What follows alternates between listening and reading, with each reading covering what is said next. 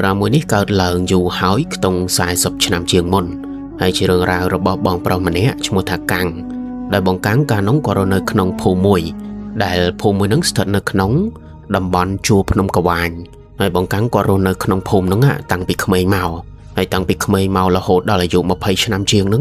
bong cáng có tài trôi từ khung prấyประมาณ sạt cứ nè nơi đầm bòn nóng cây phở bạp nâng cột kia cây trôi từ ประมาณ sạt ประมาณ ban ก็ยอมาย่ำยอมาลวกยอมากดกงโคซาเหียงคลุนไอ้บางครั้งกอดทาได้ซาแต่ดำบอลน้องเวสมโบเตอดอยพนมสมโบเตอดอยเปรย์เจอไอ้ดาวโชทมได้ชีประเภทเปรย์กรุธนะจังบาสันจียืงอัดเจไอเตยืงขมิ้นมนกรมไอซะไปได้ยังโจเตอไอ้หนุ่มเมียนกรุธนะกระทาบานได้จังได้ซาแต่บางครั้งกอดคลายแบบนั้นเตอบางครั้งกอดเตอเรียนมนกรมจะมวยนั้นโลกรมเนี่ยได้ลูกครูมันเนี่ยน้องชมัวท้าเลียบ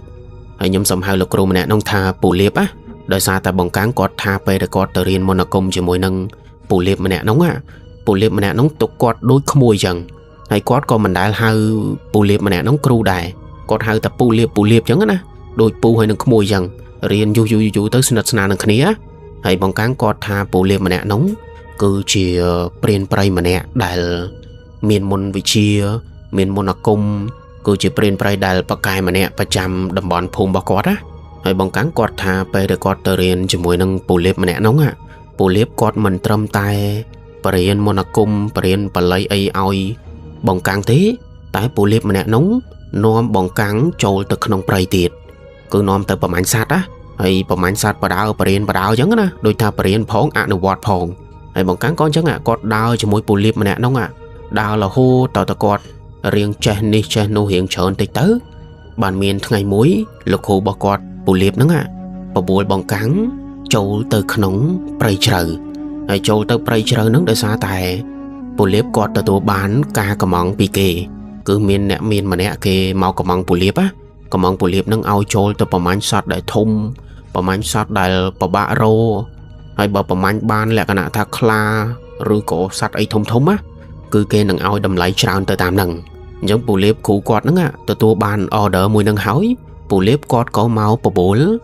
บองกังเอาโจเตอจมวยไอ้บองกังโดยแบบจังคือกอดตายแต่โจจมวยนังขู่บอกกอดนั่งชีประจำจังเลิกนั่งครูกอดหาโจเตอขนมไพรบองกังกอดก็โจเตออดมีนกัดไอจานเดจังละโหดดอลทั้งไงได้เตอไปนั่งคือปรักปลำบานบองกังจมวยนังครูบอกกอดปูเล็บนั่งปีเนี่ยกอดเฟอร์ดำหนาโจเตอขนมไพรไอ้บองกังกอดทาไปแต่กอดดาวโจจมวยนังปูเล็บตะบงปีเนี่ยกอดก็เคยสัตว์ไพรเคยนี่เคยนู่ประเภทสัตว์โตสัตว์ละมอมปนัดไปแต่เคยครูกอดเอาบานตีโดยซาตะโดนใหญ่จังครูกอดโจลมาเลิกนึงคือกอดจังบานสัตว์ได้ทมจังบกอดจังบานสัตว์ทมหอยครูกอดเอาประมาณสัตว์นาโตตีใหญ่ตัววีเจียจุบับขนมไพรคือปูเล็บมันน้องกอดแบบทาบะยืงปองยืงสมประมาณสัตว์มวยนะยืงเถยตายเติมประมาณสัตว์มวยน้องยืงอดเมียนใจตะบังตะปีบังบานเฉินกันแต่ละอ้อยคืออดตีคือโดยทวีวิเคราะห์ฉบับไปยืงกลุ่มลบลุนยังนะอันนั้นเอาไว้ได้ปูเล็บเปลี่ยนกอดจังบางครั้งกอดทาไปแต่ดาวโจตะบงเคยสัตว์ไปเคยไอ้กอดบังตีก็ตะปีดาวจังดาวละคู่ต่อโจต่อดาวดำบอลไปได้เรียงเฉยแต่เต๋อให้เป็นนังไปรัสเซียแล้วนะไปหายจิกตรงมองใบบานบองกังกอดทากอดจมวยนังปูเล็บนั่งดาวเตอดาวดำบอลมวยได้ดำบอลมวยนังเวียเมียนดานเชิงสัตว์ให้ดานเชิงสัตว์ได้ปูกอดเคยไปน้องคือเจียดานเชิงคลาให้เจียประเภทคลาได้ทมตีดให้บองกังกอดเคยดานเชิงคลาจังเต๋อกอดเรียงเสียวเรียงเยอะได้นะปนได้ปูเล็บครูบอกกอดนั่งอดเยอะตีไปแต่กอดเคยดานเชิงคลากอดดาวเตอตามด้านเชิงดังเตียดกูปูเล็บไปน้องกอดปองนะกอดปองทาจังประมาณอาคลานังไงบานบ่ประมาณบ้านลอยเขาเวียกระเตอตามดังได้เบียมจังอันนั้นคือเจียจิบบอกกอดจังปูเล็บเขาบอกกอดนั่งก็ดาวเตอตามด้านเชิงสัตว์ได้วิบังหางตามเพลิงในขนมไพรปนท้ายบองกังกอดทาไปแต่กอดดาวตามด้านเชิงคลามวยนั่งดาวมาสตูตัวมกเตอเสพแต่ด้านเชิงคลาได้วิชบะซอกนั่งวิเตอเจียเปรียลเตอเจียเงี้ยไงมวยช่วยมวยสนามมวยมกมวยโขยด้วยระเบียบท่าด้านเชิงคลามวยนั่งวิจับประดาม អាលុបវាអត់ច្បាស់ដូចអាមុនហ្នឹងអញ្ចឹងដល់ពេលដានជើងខ្លាវាចាប់ផ្ដើមអាលុបវាចាប់ផ្ដើមញ៉ៃអញ្ចឹងបានពូលៀបជាមួយនឹងបងកាំងពេលហ្នឹងអត់ដឹងថាត្រូវទៅផ្លូវណាទៀតទេហើយដោយសារតែអត់ដឹងទៅផ្លូវណាអញ្ចឹងបានពេលហ្នឹងពូលៀបគាត់ក៏ស្មានណាថាខ្លាមួយហ្នឹងវាអាចនឹងដើរទៅណាតែការស្មានរបស់គាត់ហ្នឹងគឺគាត់ប្រើបទពិសោធន៍ប្រើចំណេះដឹងដែលគាត់មានមិនមែនចេះតែស្មានផ្ដេសផ្ដាស់ទេគាត់មើលតាមដានជើងចុងក្រោយថាវាបែរមុខទៅណាហើយមើលទៅផ្លូវហ្នឹងវាមានស្លាកស្នាមឬមួយក៏អាចនឹងខ្លាដើរទៅបានអត់ចឹងណានិយាយទៅគេប្រើបទពិសោធន៍របស់គេហើយពេលអ្នកគាត់ក៏អញ្ចឹងទៅមើលនេះមើលនោះមកសទុះហើយបានពូលៀបហ្នឹងនាំផ្លូវបងកាំងដើរទៅមុខមកសទុះទៀតប៉ុន្តែបងកាំងគាត់ថាពេលដែលគាត់ដើរចេញពីកន្លែងដានជើងចុងក្រោយរបស់ខ្លាហ្នឹងគាត់ថាដើរចេញពីកន្លែងហ្នឹងមកសទុះធំទៅមុខទៅស្រាប់តែបរិយាកាសនៅក្នុងព្រៃពេលហ្នឹងវាផ្លាស់ប្ដូរគឺបងកាំងគាត់ថាមុនហ្នឹងសភាពនៅក្នុងព្រៃវាធម្មតាទេប៉ុន្តែឥឡូវហ្នឹងស្រាប់តែគាត់ដើរសុកវាមានអាប់ធ្លាក់មកឬក៏គេហៅថាចុះអាប់ហើយពេលហ្នឹងគឺអញ្ចឹងបងកាំងគាត់ថាដើរសុកស្រាប់តែវាចុះអាប់ហើយវាចុះអាប់មកគឺលឿនមែនទែនមកផ្លែតហ្នឹងសឹងតែធ្វើឲ្យបងកាំងជាមួយនឹងពូលៀបមើលផ្លូវមើលព្រៃមិនចង់ឃើញគឺជុំវិញខ្លួនពេលហ្នឹងសស្គូសដូចនៅលើឋានសួគ៌អញ្ចឹងតែពេលហ្នឹងគាត់នៅអាចមើលឃើញដើមឈើមើលឃើញស្លឹកឈើព្រាលអញ្ចឹងពូលៀបហ្នឹងក៏នាំបងកាំងដើរទៅមុខទៀតហើយដើរទៅមុខហ្នឹងគឺដើម្បីទៅរកកន្លែងសម្រាកពីព្រោះក្នុងព្រៃពេលដែលវាចុះអាប់ខ្លាំងបែបហ្នឹងគាត់ថាយើងអត់គួរដើរច្រើនទេពីព្រោះយើងដើរច្រើនទៅអាចនឹងវែងបានណាអញ្ចឹងពូលៀបក៏នាំបងកាំងដើរទៅមុខដើម្បីរកកន្លែងសម្រាកប៉ុន្តែពេលដែលពីរនាក់គាត់ដើរនៅក្នុងអាប់ដែលកំពុងតែចុះហ្នឹងបងកាំងគាត់ថាអាប់នៅក្នុងព្រៃពេលហ្នឹងវាមិនត្រឹមតែចុះអាប់មកធម្មតាទេប៉ុន្តែវាថែមទាំងនាំក្លិនមកទៀតហើយក្លិនដែលមកហ្នឹងគឺជាក្លិនដែលស្អុយរលួយក្លិនលក្ខណៈផ្អាប់ផ្អួរឬក៏ក្លិនឈាមក្លិនអីចឹងណានិយាយទៅពេលហ្នឹងក្លិនពិបាកធំមែនតើប៉ុន្តែវាមកឆាវទេហើយពូលៀបគាត់ក៏និយាយប្រាប់បងកាំងគាត់ថាយើងចូលមកដល់តំបន់ព្រៃមួយដែលជ្រៅហើយអញ្ចឹងប្រយ័ត្នប្រយែងប្រយ័ត្នមាត់ប្រយ័ត្នកហើយប្រយ័ត្នខ្លួនបើមានរឿងអីកុំហត់ចោលគ្នាមានរឿងអីត្រូវតែតាំងសតិតាំងស្មារតីអញ្ចឹងទៅនិយាយទៅដោយរបៀបគ្រូបញ្យលសិស្សអញ្ចឹងណាហើយបងកាំងគាត់ថាគាត់ដើរតាមពូលៀបគ្រូរបស់គាត់ហ្នឹងដើរបានតែមួយផ្លែតទៅមុខទេស្រាប់តែពីរនាក់គាត់ទៅអង្គុយនៅក្រោមដើមឈើម្ដើមដែលដើមឈើម្ដើមហ្នឹងគឺជាដើមឈើដែលខ្ពស់ដែលធំដែលមើលទៅវាងាយស្រួលហើយវាសុវត្ថិភាពបើពីរនាក់គាត់ទៅជ្រកក្រោមហ្នឹងអញ្ចឹងពីរនាក់គាត់ក៏ដើរទៅអង្គុយក្រោមហ្នឹងទៅហើយពេលអង្គុយដបងអត់មានឃើញអត់មានចាប់អារម្មណ៍អីទេប៉ុន្តែគាត់ថាអង្គុយបាន 2-3 នាទីស្រាប់តែបងកាំងនេះគាត់ក៏លែកមើលទៅលើដើមឈើអាកម្ពស់ប្រហែលជា 2-3 ម៉ែត្រហ្នឹងបងកាំងគាត់ថានៅលើដើមឈើម្ដើមហ្នឹងវាមានស្នាមខ្ញៅហើយស្នាមខ្ញៅដែលគាត់ឃើញគឺជាស្នាមខ្ញៅដែលធំដែលមើលទៅជាសត្វប្រភេទធំបើជាសត្វខ្លាក៏ជាខ្លាធំឬក៏ខ្លាឃ្មុំក៏ជាខ្លាឃ្មុំធំនិយាយទៅជាកញ្ញាំមួយដែលឃើញហើយយើងគិតច្រើនណាហើយអ្វីដែលវាសំខាន់អាកញ្ញាំនៅជាប់នឹងដើមឈើហ្នឹងវានៅកម្ពស់ពីដីប្រហែលជា 3 ទៅ 4 ម៉ែត្រអញ្ចឹងបងប្អូនគិតមើលសួរថាសត្វស្អីវាខ្ពស់ដល់ថ្នាក់ហ្នឹងសត្វស្អីដែលវាអាចឡើងទៅខ្ញាំនៅលើដើមឈើកម្ពស់ 3-4 ម៉ែត្របានពេលនោះបងកាំងជាមួយនឹងពូលៀបមើលមិនច្បាស់មើលមិនសូវដឹងទេប៉ុន្តែគ្រាន់តែឃើញកម្ពស់វា 3-4 ម៉ែត្រពីលើក្បាលគាត់ហ្នឹងគាត់អារម្មណ៍មិនសូវស្រួលបាត់ហើយដឹងថាតំបន់នេះវាមានសត្វប្រភេទធំហើយពេលហ្នឹងអាប់ដែលនៅក្នុងព្រៃក៏វារៀងស្រាលជាងមុនដែរអញ្ចឹងពីរអ្នកគាត់ក៏ប្រញាប់ដើរចេញពីកន្លែងហ្នឹងទៅមុខទៀតហើយទៅមុខទៀតពេលហ្នឹងគឺគាត់ចាប់ផ្ដើមទៅរកកន្លែងសម្រាកហើយដោយសារតែវាចិត្តល្ងាចណាអញ្ចឹងបងកាំងក៏ដើរតាមពូលៀបហ្នឹងហើយដល់ពេលដើរទៅមុខមកសទុះទៀតទៅស្រាប់តែបងកាំងគាត់ថាគាត់ឃើញនៅព្រៃខាងមុខគាត់ឃើញដូចជាមានមនុស្សស្រីម្នាក់កំពុងតែអង្គុយនៅក្នុងព្រៃហើយបងកាំងគាត់ឃើញមិនច្បាស់ទេដោយសារតែពេលហ្នឹងនៅមានអាប់នៅមានសនៅឡើយអញ្ចឹងមើលអត់ច្បាស់ទេ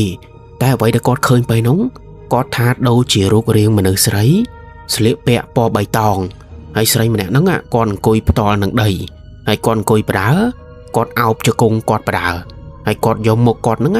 ខ្ទប់ទៅនឹងជង្គង់និយាយទៅដូចមនុស្សស្រីអង្គុយពិបាកចិត្តមនុស្សស្រីអង្គុយយំអញ្ចឹងណាតែអ្វីដែលវាចម្លែកគឺឥឡូវនេះនៅក្នុងព្រៃជ្រៅ ហើយស្រីម្នាក់នោះជាពីណាគេមនុស្សឬក៏ខ្មោចគឺពេលនោះឆ្ងល់តែប៉ុណ្្នឹងទេហើយដល់ពេលបងកាំងគាត់ឃើញបែបហ្នឹងគាត់ក៏ស្រែកប្រាប់ពូលៀបឲ្យពូលៀបមើលតាមហើយពូលៀបគាត់តែឃើញរូបរាងស្រីម្នាក់អង្គុយនៅក្នុងព្រៃស្លៀកឈុតបៃតងចឹងទៅពូលៀបគ្រូគាត់ហ្នឹងក៏យកដៃខាំងបងកាំងឲ្យនៅក្រោយខ្នងគាត់អត់ឲ្យបងកាំងដើរមកមុខទេហើយដល់ពេលខាំងហើយបានពូលៀបគាត់ឲ្យបងកាំងហ្នឹងនៅនឹងហើយនៅចាំគាត់ដើរទៅមើលសិននិយាយទៅពូលៀបខ្លាំងមែនតើដូចថាគាត់ជាអ្នកមានមន្តអាគមគាត់ចេះវិជាអញ្ចឹងគាត់អត់ខ្លាចទេទោះបីជាមិនតាន់ដឹងទេថាស្រីម្នាក់នោះមនុស្សឬខ្មោចឬក៏ទេវតាអត់ដឹងទេតែពូលៀបគាត់ទៅមើលសិនអញ្ចឹងគាត់ឲ្យបងកាំងឈរចាំហើយបងកាំងក៏ឈរចាំហ្នឹងទៅហើយបានពូលៀបគាត់ដើរទៅមុខហើយពេលដែលពូលៀបដើរទៅក្បែរស្រីម្នាក់នោះពូលៀបមិនតាន់ទាំងហាមាត់សួរឬក៏និយាយស្អីមួយម៉ាត់ផងស្រាប់តែស្រីម្នាក់នោះងើយមុខឡើងមកមើលពូលៀបហើយពេលដែលគាត់ងើយមុខមកហ្នឹងគាត់ស្រែកពាក្យមួយឃ្លាចេញមកទៀតដោយស្រីម្នាក់ហ្នឹងគាត់ស្រែកមកថាបញ្ញាប់រត់បញ្ញាប់រកកន្លែងលាក់ខ្លួនវាមកឥឡូវហើយបញ្ញាប់រត់គឺស្រីម្នាក់ហ្នឹងស្រែកមកពូលៀបបែបហ្នឹងហើយគ្រាន់តែគាត់ស្រែកបែបហ្នឹងហើយស្រីម្នាក់ហ្នឹងក៏ងើបឈរហើយគាត់ដើរចូលទៅក្នុងព្រៃបាត់ទៅដើរទៅកន្លែងដែលមានអាប់មានអីខ្លាំងណាចឹងពេលហ្នឹងបងកាំងជាមួយនឹងពូលៀបមើលស្រីម្នាក់ហ្នឹងលែងឃើញហើយពូលៀបដល់ពេលស្រីម្នាក់ហ្នឹងទៅបាត់ពូលៀបគាត់ក៏ដើរថយក្រោយមករកបងកាំងវិញហើយគាត់មករកបងកាំងគាត់ក៏និយាយពីសកម្មភាពស្រីម្នាក់ហ្នឹងប្រាប់បងកាំងទៅថាស្រីម្នាក់ហ្នឹងប្លែកហើយនិយាយពាក្យប្លែកមិនដឹងជាគាត់ចង់មានន័យថាម៉េចមិនដឹងជាគាត់ចង់ប្រាប់អីដល់យើងអញ្ចឹងណាហើយពូលៀបពេលហ្នឹងក៏គាត់អត់ទាន់ប្រកាសចិត្តទៀតថាស្រីម្នាក់ហ្នឹងគឺជាមនុស្សឬក៏ខ្មោចឬក៏ជាទេវតានិយាយទៅពូលៀបគាត់មិនមានញៀនមិនមានភ្នែកទប់អីសម្រាប់មើលដឹងអារឿងចឹងណាគឺពូលៀបគាត់មានមន្តអាគមគាត់ចេះមន្តអាគមពិតមែនប៉ុន្តែគាត់មិនអាចមើលដឹងដល់ថ្នាក់ហ្នឹងទេមិនអាចមើលដឹងថាមួយណាខ្មោចមួយណាមនុស្សចឹងណាអញ្ចឹងពេលហ្នឹងពូលៀបអត់ច្បាស់ទេប៉ុន្តែគាត់មិនច្បាស់ពិតមែនក៏ពូលៀបគាត់សង្ស័យដែរដោយសារដូចនិយាយចឹងអានេះគឺនៅក្នុងព្រៃជ្រៅហើយស្រីម្នាក់ហ្នឹងបើសិនជាគាត់ជាមនុស្សសួរថាហេតុអីគាត់មកអង្គុយក្នុងព្រៃជ្រៅហ្នឹងតាឯងហើយគាត់ស្លៀកឈុតពណ៌បៃតងទៀតវាមើលមកដូចចម្លែកមិនសូវតំណងណាអញ្ចឹងពេលហ្នឹងពូលៀបគាត់បានតែត្រឹមសង្ស័យទេហើយដោយសារតែមិនចង់គិតអីច្រើនណាមួយពេលហ្នឹងវាល្ងាចហើយអញ្ចឹងពីរអ្នកគាត់ក៏ចាប់ផ្ដើមរកកន្លែងដែលអាចសម្រាកបានហើយកន្លែងដែលគាត់ចង់សម្រាកយប់ហ្នឹងគឺនៅលើដើមឈើគឺពូលៀបគាត់ថាអត់អាចគេងនៅក្រោមបានទេដោយសារតែខ្លាចមានសត្វកំណាចខ្លាចមានខ្លាមានអីចឹងណាអញ្ចឹងពួកគាត់ក៏ដើររកដើមឈើទៅប៉ុន្តែបងកាំងគាត់ថាពេលហ្នឹងពីរអ្នកគាត់ដើរក្នុងព្រៃតាំងពីបរិយាកាសមានអាប់រហូតដល់តែអាប់វារលាយបាត់អស់ហើយក៏ពីរអ្នកគាត់រកដើមឈើសម្រាប់អត់ទាន់បានដែរគឺបងកាំងគាត់ថានៅម្ដុំព្រៃដែលគាត់កំពុងតែដើរហ្នឹងសុទ្ធតែដើមឈើខ្ពស់ហើយជាប្រភេទដើមឈើដែលមិនសូវមានមែកបែកសាខាអីច្រើនទេអញ្ចឹងវាពិបាកក្នុងការឡើងទៅសម្រាកហើយបើសិនជាយើងចង់ធ្វើធ្នាក់ធ្វើអីក៏វាពិបាកដែរអញ្ចឹងពេលនោះបងកាំងគាត់ថារកអត់ទាន់បានទេហើយមេឃក៏វាចាប់ផ្ដើមងងឹតទៀតប៉ុន្តែអាពេលដែលមេឃចាប់ផ្ដើមងងឹតហើយពួកគាត់កំពុងតែដើររកកន្លែងសម្រាកហ្នឹងស្រាប់តែសុកបងកាំងគាត់ឃើញពលឺតិចនៅក្នុងព្រៃដែលពលឺដែលគាត់ឃើញហ្នឹងបងកាំងគាត់ថាដូចជាពលឺចង្គៀងដូចមាននរណាអុជចង្គៀងនៅក្នុងព្រៃហើយគាត់កំពុងតែធ្វើអ្វីម្យ៉ាងហើយដល់ពេលបងកាំងគាត់ឃើញបែបហ្នឹងគាត់ក៏ប្រាប់ទៅពូលៀបហើយពូលៀបគាត់សម្លឹងមើលអាចចង្គៀងមួយហ្នឹងទៅពូលៀបគាត់ថាប្រហែលជាមានមនុស្សនៅហ្នឹងពីព្រោះតាមភ្លើងដែលគាត់ឃើញហ្នឹងមិនមែនភ្លើងអាបភ្លើងព្រាយអីទេវាគឺជាភ្លើងចង្គៀង 100% អញ្ចឹង 100% នៅហ្នឹងមានមនុស្សអញ្ចឹងដល់ពេលពូលៀបគាត់គិតបែបហ្នឹងពូលៀបក៏នាំបងកាំងដើរទៅចិត្តហ្នឹងគឺដើម្បីលបមើលសិនណាចង់ដឹងថាកន្លែងពលឺហ្នឹងវាមានមនុស្សពិតមែនអត់ហើយបើមនុស្សមានពិតមែនអាមនុស្សហ្នឹងតើវាជាមនុស្សប្រភេទណាខ្លាចប៉ះអ្នកទៅរោស៊ីខុសច្បាប់អីទៅពួកគាត់មិនស្លាប់ហើយមែនទេអញ្ចឹងពេលហ្នឹងទៅលបមើលសិនហើយពេលដែលពីរអ្នកគាត់ដើរទៅក្បែរអាពលឺមួយហ្នឹងបានបងកាំងគាត់សង្កេតឃើញថានៅកន្លែងពលឺមួយហ្នឹងមានផ្ទះតូចមួយខ្នងដែលផ្ទះតូចមួយខ្នងហ្នឹងដូចជាប្រភេទខ្ទមមួយអញ្ចឹងប៉ុន្តែវាខ្ទមនៅផ្ទាល់នឹងដីអត់មានតសអត់មានចដាអីទេគឺវានៅជាប់នឹងដីហើយពលឺចង្គៀងដែលគាត់ឃើញហ្នឹងគឺវាចេញមកពីក្នុងខ្ទមមួយហ្នឹងអញ្ចឹងពូលៀបនឹងបងកាំងគាត់ក៏ដើរ tới khăn một thuyền đôi ta có trong khơi nơi khăn không phải tàu mùi nắng á vì miền mà nơi ọt á chẳng có đá tới khăn một thuyền ấy đâu bây có đá tới khăn một thuyền tới sắp ta có khơi miền mà nơi bật mền cứ bóng cắn có tha nơi không phải tàu mùi nắng á miền lục ta cha mà nè sliệ sò ấy nơi tam đây tam chương ta mà nè nắng á sót tài sạ hà bây giờ bộ con có bông ta khơi nhá cứ khơi ta mà nè nóng có bông té cùi sả thị nó một chữ kiềng anh cùi ngặt bật phần này bạp nắng ạ ấy bông bốn cơn mơ tới pi nè cót khơi bạp nắng tụ bây chỉ pi nè cót mình scroll ta mà nè nắng tế vẫn tay còn là khơi phân nắng á cứ đăng ta mà nè nóng á mình mến chi mà nơi thọ mà đá tế ta mà nè nóng ai chỉ nè tăng sơ nơi không prey rồi có chia bọc hết ta ấy xây chia bọc hết nè miên môn là cung ấy khăng kha chẳng á bị buộc khơi tại đây trường quạt sọt tỏ xạ hay quạt sliệ song coi tăng sả thị bạp nắng tiết chẳng đăng tầm mình thò mà đà hỏi hay bộ liếp còn là khơi bạp nắng bộ liếp có đào tới chật một việc thế nắng á hay còn tập bị nè còn đào tới đó một thế nông phím dẹp tài ta cha mà nè nóng á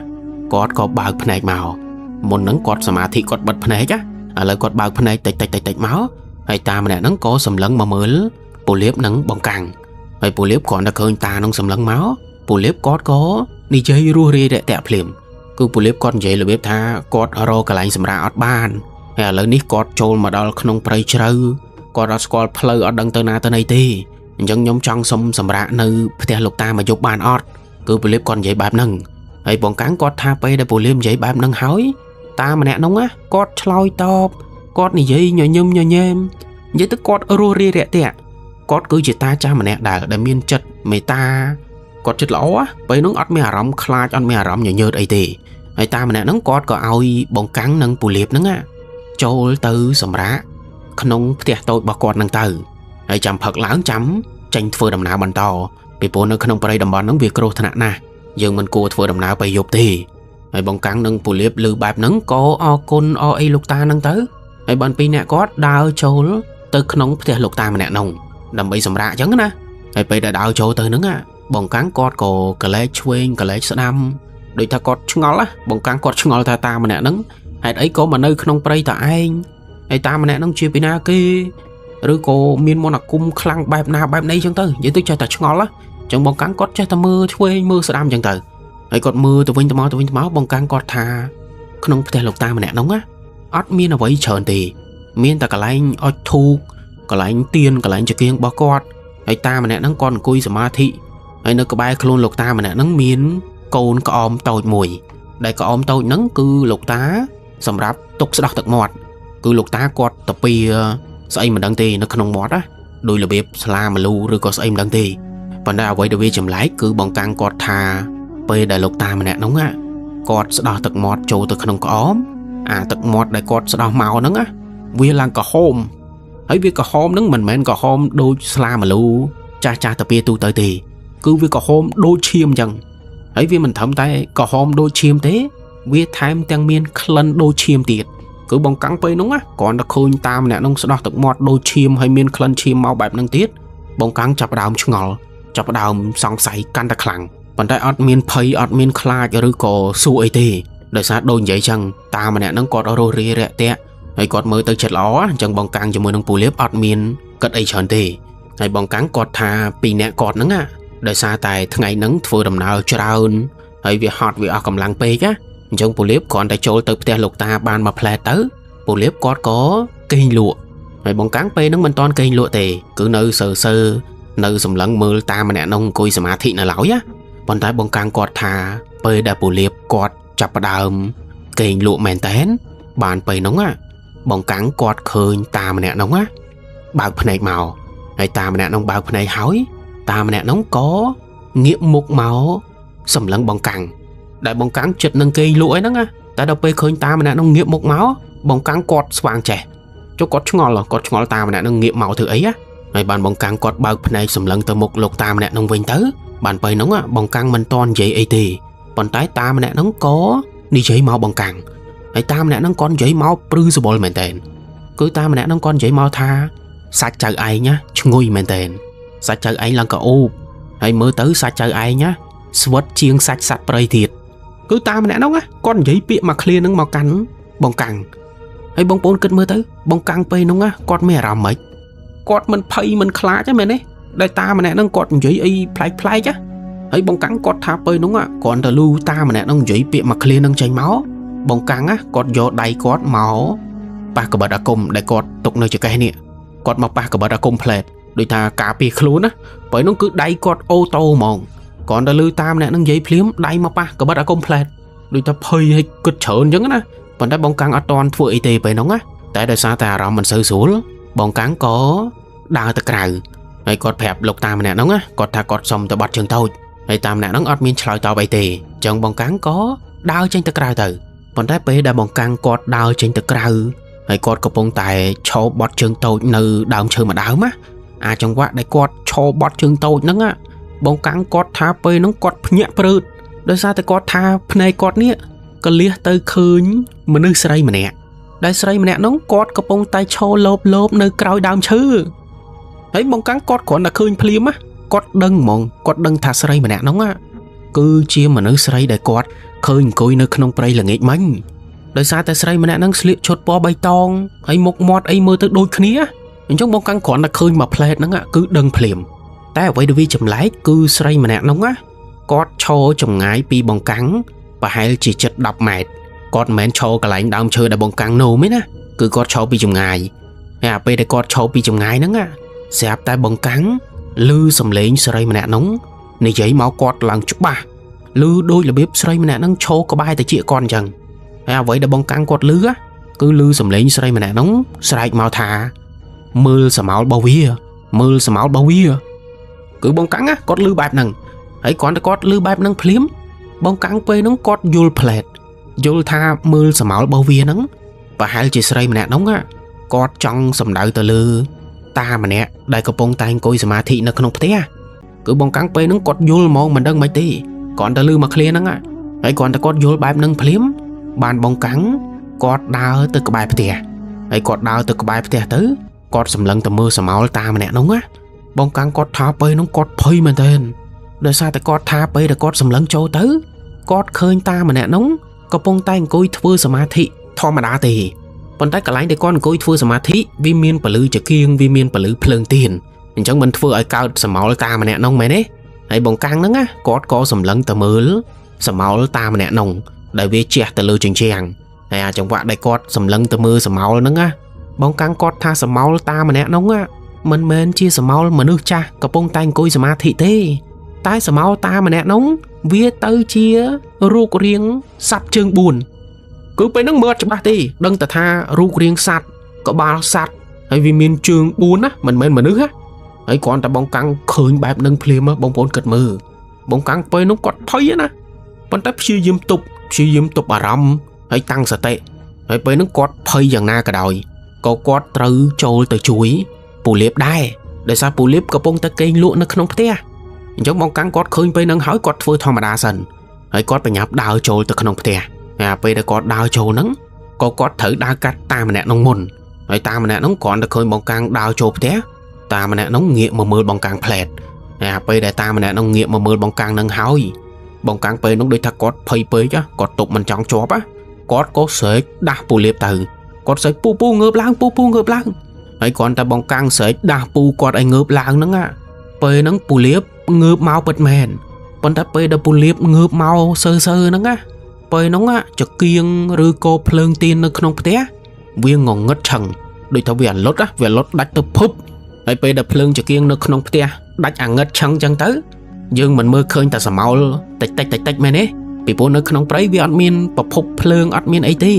អញ្ចឹងពេលហ្នឹងឃើញតែសម្ោលតិចដែលវាជះពីប្រច័ណ្ឌមកទេហើយអាសម្ោលតិចដែលបងកាំងគាត់ឃើញហ្នឹងបងកាំងគាត់ថាគាត់ឃើញរូបរាងតាម្នាក់ដែលកំពុងតែអង្គុយសមាធិមុនហ្នឹងរូបរាងតាម្នាក់ហ្នឹងគាត់បដូរទៅជាសត្វខ្លាគឺបងកាំងឃើញផ្ទាល់នឹងភ្នែកហ្មងឃើញបដូរម្ដងតិចហើយលឺសំឡេងឆ្អឹងលឺសំឡេងក្រែកក្រក់អានេះស្មាតទោះដោយរបៀបមនុស្សប្រែកាឡាទៅជាខ្លាអញ្ចឹងណាគឺពេលហ្នឹងបងកាំងឃើញផ្ទាល់នឹងភ្នែកប៉ុន្តែឃើញបែបព្រាលឃើញបែបអាងឹតតែមើលទៅដឹងហើយបងកាំងគាត់ថាតាម្នាក់ហ្នឹងពេលដែលគាត់រូបរាងជាមនុស្សគាត់មៀតស្គមមៀតតូចទេប៉ុន្តែពេលដែលគាត់ប្រែទៅជាខ្លាហ្នឹងអាខ្លាមួយហ្នឹងមៀតធំមែនតើ ធំសឹងតែថាកម្ពស់2ម៉ែត្រគ្រាន់តែខ្លួនវាគឺធំមែនតើខ្មៅពេញនៅក្នុងផ្ទះហើយពូលៀបគ្រាន់តែឃើញបែបហ្នឹងគឺយល់ហើយយល់ថាតាម្នាក់ហ្នឹងមិនមែនមនុស្សទេតាម្នាក់ហ្នឹងគឺជាខ្លាដែលប្រែកាឡាមកជាមនុស្សអញ្ចឹងគ្រាន់តែពូលៀបឃើញបែបហ្នឹងភ្លាមពូលៀបគាត់ទាញកាភ្លើងរបស់គាត់ទាញដើម្បីយកមកបាញ់ខ្លាមួយហ្នឹងណាហើយបងប្អូនដឹងទេបងកាំងគាត់ថាពូលៀបពេលហ្នឹងបាញ់ខ្លាមួយហ្នឹងបាញ់ត្រូវបាញ់ឡើង2 3គ្រាប់ប៉ុន្តែខ្លាមួយហ្នឹងវាគ្រាន់តែកត្រាក់ទេវាកត្រាក់ដូចរបៀបវាឈឺតិចវាអត់ឈឺខ្លាំងណាស់ណាអញ្ចឹងណា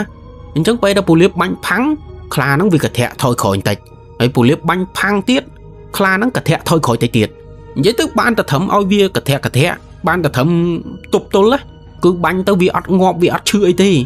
ដោយរបៀបថាក្របកាភ្លើងរបស់ពូលៀបបាញ់អត់ចូលសាច់វាអញ្ចឹងណាអញ្ចឹងពេលហ្នឹងបានតែអញ្ចឹងបានតែការពារបានតែទប់ទល់ហើយបងកាំងគាត់ថាពូលៀបគាត់បាញ់បែបហ្នឹងបាញ់រហូតតតែអស់ក្របហើយគ្រាន់តែកាភ្លើងពូលៀបអស់ក្របភ្លាមអាខ្លាម្នាក់ហ្នឹងលោតមករកពូលៀបផ្លែតហើយវាលោតមកហ្នឹងវាអត់តន់ខំទេគឺវាលោតវាយកកញ្ញាំវាទះមកមុនណាហើយគ្រាន់តែមកកញ្ញាំខ្លាទះមកពេលហ្នឹងបងកាំងគាត់មើលមិនច្បាស់ទេតែខ្លាមួយហ្នឹងវាទះមកត្រូវពូលៀបកន្លែងណាបងកាំងមើលអត់ច្បាស់ទេតែអ្វីដែលបងកាំងគាត់ឃើញគឺគាត់ឃើញថាខ្លាមួយហ្នឹងវាលោតមកវាទះពូលៀបមកខ្ញាំហ្នឹងទៅពូលៀបឡើងខ្ទាតទៅកលៀនជាងពេលហ្នឹងឃើញតែសមោខ្មៅបែបហ្នឹងទេហើយបងកាំងគាត់ភ័យមែនតើដោយសារតែបងកាំងគាត់កិច្ចមកចំហៀងទៀតណាអាខ្លាមួយហ្នឹងគ្រាន់តែវាទះពូលៀបមកដៃពូលៀបដួលទៅនឹងដីហើយបានអាខ្លាមួយហ្នឹងវាងាកមករបងកាំងម្ដងនិយាយទៅវាឆ្លាតមែនតើមិនមែនថាវាទះពូលៀបហើយវាស៊ីពូលៀបទេណាវាទះពូលៀបឲ្យដួលហើយវាងាកមករបងកាំងហើយបងកាំងពេលហ្នឹងភ័យចង់ងាប់ហើយប្រលឹងប្រលះអីហោះចេញទៅអស់ហើយបងកាំងអត់មានកាភ្លើងទៀតបងកាំងគាត់មានតែកបិតទេកបិតអាគុំនៅចកេះរបស់គាត់នេះអញ្ចឹងបងកាំងពេលហ្នឹងទាញកបិតទាញអីដើម្បីយកមកទប់ទល់ណាប៉ុន្តែអាចង្វាក់ដែលបងកាំងទាញកបិតដើម្បីយកមកការពារខ្លួនហ្នឹងស្រាប់តែបងកាំងគាត់ឃើញពស់មួយក្បាលដែលពស់មួយក្បាលហ្នឹងធំយកតែមែនតើហើយអត់ដឹងទេថាពស់មួយក្បាលហ្នឹងវាជាពស់អីគេពស់វែកឬក៏ពស់ថ្លាន់ពស់អីមើលអត់ដឹងទេប៉ុន្តែអ្វីដែលគាត់ដឹងគាត់ថាពស់មួយក្បាលហ្នឹងវាគឺជាពស់ពណ៌បៃតងដោយតែបងកាំងគាត់ឃើញតាមពលឺប្រច័នណាពលឺប្រច័នជះមកតិចអាចឲ្យគាត់ដឹងថាពស់ហ្នឹងពណ៌បៃតងហើយអាពស់ពណ៌បៃតងធំមួយហ្នឹងវាទលុះអញ្ចាំងមកហ្មងហើយគ្រាន់តែវាទលុះអញ្ចាំងចូលមកអាពស់ពណ៌បៃតងមួយហ្នឹងវាអត់មករកបងកាំងនឹងពូលៀបទេប៉ុន្តែពស់មួយហ្នឹងវាសំដៅទៅរកខ្លាហើយវាទៅរកខ្លាហ្នឹងគឺវាទៅចឹកវាទៅរុំវាទៅពាត់និយាយទៅដូចរបៀបពស់មួយហ្នឹងវាចង់សម្លាប់ខ្លាហើយពស់ពេលដែលវាចង់សម្លាប់សត្វអីមួយវាមិនត្រូវរឹតមែនទេវាមិនត្រូវរត់ឲ្យបាក់ឆ្អឹងឲ្យខ្ទេចខ្ទីអញ្ចឹងណាអញ្ចឹងពេលហ្នឹងគឺអញ្ចឹងពស់មួយក្បាលហ្នឹងគ្រាន់តែទលុះអញ្ចាំងចូលមករុំពាត់ខ្លាចឹកខ្លាខំផងអីផងប៉ុន្តែបងកាំងគាត់ថាអាខ្លាមួយក្បាលហ្នឹងវាមិនមែនជាខ្លាដែលធម្មតាទេអញ្ចឹងពស់មួយក្បាលហ្នឹងវាចង់រត់ខ្លាហ្នឹងឲ្យជាប់ក៏វាមិនមែនជារឿងងាយដែរអញ្ចឹងពេលដែលពស់វាព្យាយាមរុំវាព្យាយាមរត់ខ្លាមួយហ្នឹងអាខ្លាមួយហ្នឹងក៏វាព្យាយាមពង្រះវាខំពស់នឹងវិញហើយវាពង្រះឡើងខ្ទេចអាខ្ទមកន្លែងតាម្នាក់ហ្នឹងអាផ្ទះតាម្នាក់ហ្នឹងឡើងធ្លុះធ្លាយឡើងខ្ទេចអញ្ចាំងខ្ទេចអីអស់លីងហើយពេលហ្នឹងបងកាំងដោយសារតែគាត់ស្លន់ពេកគាត់អត់មានបានទៅជួយពស់ឬមួយក៏ទៅបាញ់សម្លាប់អីទេ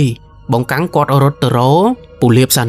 ហើយពូលៀបពេលហ្នឹងនៅដឹងខ្លួនដល់ហើយពូលៀបអត់តន់ស្លាប់ឬក៏អីទេនៅអាចនិយាយបានណាគាត់ថាពូលៀបគាត់ងើបអត់តន់បានទេពេលហ្នឹងហើយបងកាំងគាត់ទៅរកពូលៀបហ្នឹងដើម្បីលើកពូលៀបឲ្យរត់ចេញពីកន្លែងហ្នឹងប៉ុន្តែពេលដែលបងកាំងគាត់ទៅរកពូលៀបគាត់អត់ឲ្យបងកាំងរត់ទេពូលៀបបាយជាឲ្យបងកាំងហ្នឹងយកក្របកាភ្លើងដែលនៅក្នុងកាបូបរបស់គាត់ដែលជាក្របអាគុំក្របកាភ្លើងខ្លាំងជាងអាក្របមុនណាអាក្របមុនដែលគាត់លើកបាញ់ខ្លាហ្នឹងគឺជាក្របកាភ្លើងធម្មតាទេអត់មានអាគុំអត់មានអីច្រើនទេ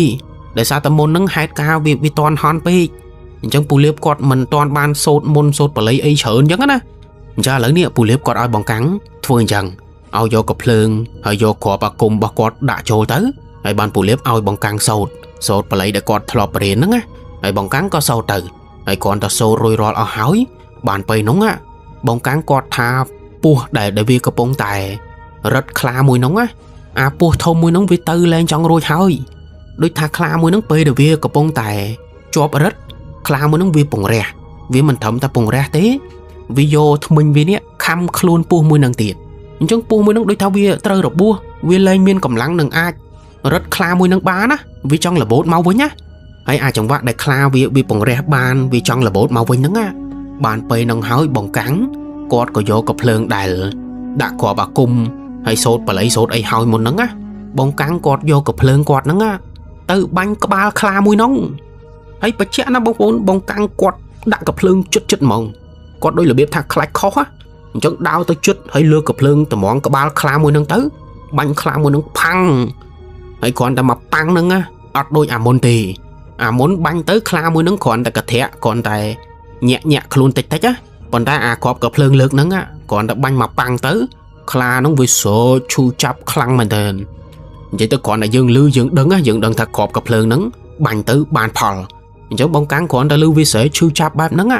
បងកាំងគាត់ថែមមកគ្រាប់ពីរគ្រាប់ទៀតហើយបាញ់កន្លែងតរ៉ែលបាញ់អាកន្លែងក្បាលខ្លាហ្នឹងដែលពោះកំពុងតែរឹតហ្នឹងហើយបងកាំងដាក់ទៅផាំងខ្លាហ្នឹងវាស្រែកាន់តែខ្លាំងស្រែកឡើងផ្អើលព្រៃហើយវាស្រែកបែបហ្នឹងស្រែកមកសតុះទៅមុខទៅបានបងកាំងគាត់ឃើញថាខ្លាមួយហ្នឹងវាដូចជារៀងខ្សោយជាងមុននិយាយទៅវាចិត្តងាប់វាអត់ដូចមុនហ្នឹងអញ្ចឹងវាស្រែកមកសតុះទៅវារៀងស្ងាត់ហើយអាពេលដែលវារៀងស្ងាត់ហ្នឹងបងកាំងអត់តន់អស់ចិត្តទេបងកាំងគាត់ដកកបិតអាគមដែលនៅចង្កេះរបស់គាត់នេះយកទៅចាក់អាខ្លាមួយហ្នឹងទៀតនិយាយទៅបងកាំងគាត់ដូចថាគាត់នៅខ្លាចគាត់ខ្លាចខ្លាហ្នឹងមិនតន់ងាប់អញ្ចឹងបងកាំងថែម 2-3 កបិតទៀតថែមរហូតតតែខ្លាមួយហ្នឹងវាស្ងាត់មាត់ទៅហើយពេលដែលខ្លាមួយហ្នឹងវារៀងស្ងាត់មាត់លេងពស់មកក្បាលដែលរឹតខ្លាមួយហ្នឹងអាពស់ពណ៌បៃតងហ្នឹងវាក៏ប្រឡែងខ្លាហ្នឹងទៅវិញហើយវាប្រឡែងខ្លួនខ្លាហ្នឹងហើយពស់មកក្បាលហ្នឹងក៏វារត់ចេញទៅវិញទៅនិយាយទៅពស់មួយហ្នឹងមិនមែនចង់មកស៊ីខ្លាមិនមែនរត់ខ្លាហ្នឹងឲ្យងាប់ដើម្បីវាលេបចូលទៅក្នុងពស់អីគឺមិនមែនទេពស់ហ្នឹងគ្រាន់តែមកជួយបងកាំងហើយនឹងពូលៀបវាមកជួយរត់ខ្លាហ្នឹងហើយពេលដែលវាមកជួយរត់ខ្លាហ្នឹងវាក៏ត្រូវរបួសច្រើនដែរអញ្ចឹងឥឡូវហ្នឹងពេលដែលវាឃើញខ្លាហ្នឹងងាប់ពស់ហ្នឹងអត់នៅទេពស់ហ្នឹងក៏វារត់ចេញទៅក្រៅទៅហើយអាចង្វាក់ដែលពស់វាចេញទៅក្រៅបាត់អាខ្លាមកក្បាលហ្នឹងក៏វានៅស្ងៀមដែរដូចតែវាងាប់បាត់ហើយណាវាលែងកំរើកលែងអីទៀតហើយអាចង្វាក់ដែលវាលែងកំរើកលែងអីហ្នឹងបានបងកាំងគាត់អត់មានរវល់ជាមួយនឹងខ្លាមួយហ្នឹងទេបងកាំងគាត់ទៅលើកពូលៀបដើម្បីបញ្ញាប់ចេញពីកន្លែងហ្នឹងប៉ុន្តែអាចង្វាក់ដែលគាត់ដើរទៅរកពូលៀបហើយគាត់លើកពូលៀបឡើងលើហើយដើរចេញទៅហ្នឹងអាពេលហ្នឹងគាត់ក៏បានកលែកទៅមើលខ្លាមួយនឹងម្ដងទៀតប៉ុន្តែពេលដែលគាត់កលែកទៅមើលខ្លាលើកហ្នឹងគាត់ថាអត់មានឃើញសត្វខ្លាដេកងាប់ទៀតទេតែគាត់បែរជាឃើញរូបរាងតាចាស់ម្នាក់កំពុងតែដេកស្លាប់នៅក្នុងវិញហើយតាម្នាក់ហ្នឹងគឺជាតាដែលអង្គុយសមាធិនៅក្នុងផ្ទះនឹងឯងតាម្នាក់ដែលគាត់មកជួបដំបូងហ្នឹងឥឡូវតាម្នាក់ហ្នឹងដេកងាប់កន្លែងខ្លានឹងឯងហើយខ្លាហ្នឹងបាត់ហើយអញ្ចឹង 100%គឺតាម្នាក់ហ្នឹងហើយគឺជាខ្លាអាខ្លាហ្នឹងហើយគឺជាតាម្នាក់ហ្នឹងចង់និយាយថាវាតែមួយតាម្នាក់ហ្នឹងមុនហ្នឹងគាត់ប្រែកាឡាទៅជាខ្លាឥឡូវពេលដែលគាត់ស្លាប់បាត់គាត់ក៏ទៅជារូបរាងដើមវិញរូបរាងមនុស្សវិញអញ្ចឹងណាហើយបងកាំងពេលហ្នឹងអត់មានខ្វល់អីទេអត់មានដើរទៅមើលតាហ្នឹងងាប់ឬរស់ឬក៏មិនអីអត់ទេគឺពេលហ្នឹងដឹងតែថាគ្រាពូលៀបហើយបញ្ញាប់ដើរចេញពីកន្លែងហ្នឹងហើយបងកាំងគាត់ថាគាត់ដើរចេញពីកន្លែងហ្នឹងមកសតុះទៅមុខទៅស្រាប់តែគាត់ទៅជួបនឹងមនុស្សស្រីម្នាក់ដែលស្រីម្នាក់ហ្នឹងគឺជាស្រីម្នាក់ដែលស្លៀកឈុតពណ៌បៃតងនឹងឯងប៉ុន្តែបងកាំងគាត់មកជួបលើកហ្នឹងគឺគាត់ឃើញស្រីម្នាក់ហ្នឹងកំពុងតែគេងស្លាប់នៅក្នុងព្រៃហើយតាមរាងកាយស្រីម្នាក់ហ្នឹងសុទ្ធតែរបួសគឺមិនដឹងជាគាត់ទៅធ្វើអីមកទេរបួសពេញខ្លួនប៉ុន្តែគាត់មិនទាន់ស្លាប់ទេគាត់នៅមានដង្ហើមហើយបងកាំងដោយសារតែគាត់ឃើញស្រីម្នាក់ហ្នឹងរបួសស្លាប់នៅក្នុងព្រៃអញ្ចឹងបងកាំងគាត់ចង់ទៅចោលក៏គាត់អត់ដាច់ចិត្តដូចថាឃើញមនុស្សកំពុងតែស្លាប់នៅក្នុងព្រៃយើងទៅចោលមិនកើតមែនទេវាដូចអត់ចិត្តវាដូចដាច់ចិត្តពេកតែបើថាចង់ជួយចង់គ្រាស្រីម្នាក់ហ្នឹងចេញទៅក្រៅម្នាក់ទៀតក៏ធ្វើអត់បានដូចគ្នាពីព្រោះបងកាំងពេលហ្នឹងកំពុងតែគ្រាពូលៀបបើចង់ជួយស្រីម្នាក់ហ្នឹងតតែបោះពូលៀបចោលអញ្ចឹងបងកាំងគាត់ជួយមិនកើតគាត់មិនដឹងធ្វើម៉េចបងកាំងគាត់ក៏សម្រាកនៅកន្លែងនោះហ្មងទៅសម្រាកកន្លែងស្រីម្នាក់នោះស្លាប់ហ្នឹងហើយគាត់ក៏គ្រាពូលៀបទៅគេងក្រោមដើមឈើមួយដើមទៅហើយគាត់លើកស្រីម្នាក់ហ្នឹងទៅគេងនៅក្រោមដើមឈើមួយដើមទៀតដែលនៅក្បែរគ្នាហ្នឹងហើយបងកាំងក៏អង្គុយយាមនៅហ្នឹងទៅខ្លាចមានសត្វព្រៃសត្វអីមកប៉ុន្តែបងកាំងគាត់ថាមកយប់ហ្នឹង อดเมียนเหตุการณ์ไอ้กัดลังเตะคือก่อนกุยกอดสำระในกระไรนั่งละโหดตลพลือไอ้ก่อนแต่ไม่พลือเพลี้ยมไปนั่งปูเลียบกอดดังคลุนมาวิ่งไอ้ปูเลียบดังคลุนเมาปูเลียบกอดอาดาวบานปันได้กอดมีระบบสมาโดยซาแต่ยกมันคลามักบานน้องเตะจำสมาปูเลียบไอ้ปูเลียบมือตื้อสมากอดนั่งมือตื้อบะบัดเฮาไปพวกมัดไดบอกคลานั่งโดยทวีวิทงุนนั่นนะสมัยกอดอ่ะจังไปนั่งปูเลียบกำรักไดมาจำเฮียงอดบานตีคือเนยแต่ไดมาจำเฮียงอ่ะให้อาดาวบานติดแต่จังนะไอ้บองกังโดยซาแต่เคยปูเลียบกอดดาวบานบองกังก็ปรับปูเลียบนั่งอ่ะเอาอีเตอร์เมลมันนึกใส่มาแน่นองใส่มาแน่เสียชดปอใบตองนั่งอ่ะไอ้ปูเลียบกอดเตอร์เมลtớiกอดทาระบัวใส่มาแน่น้องอาเชียบาบานมันต้องวิธีการเผอเปลไอ้ใส่มาแน่น้องมันตอนดังครูนตีคือเนยสลับในเหล่าย่ะไอ้บองกังโดยซาแต่ลือทาใส่มาแน่น้องอาเชียบาบานอามีนสังคมเนยรัวจังอ่ะบองกังกอดก็ทากอดนังเกลียใส่มาแน่น้องอ่ะจังตะกรายดำใบยอตับเชียบาไอ้มีอย่างเตี้ยนี่ใหญ่ตามการเปิดนะบองกังกอดทาใส่มาแน่น้องเรียงสะอาดได้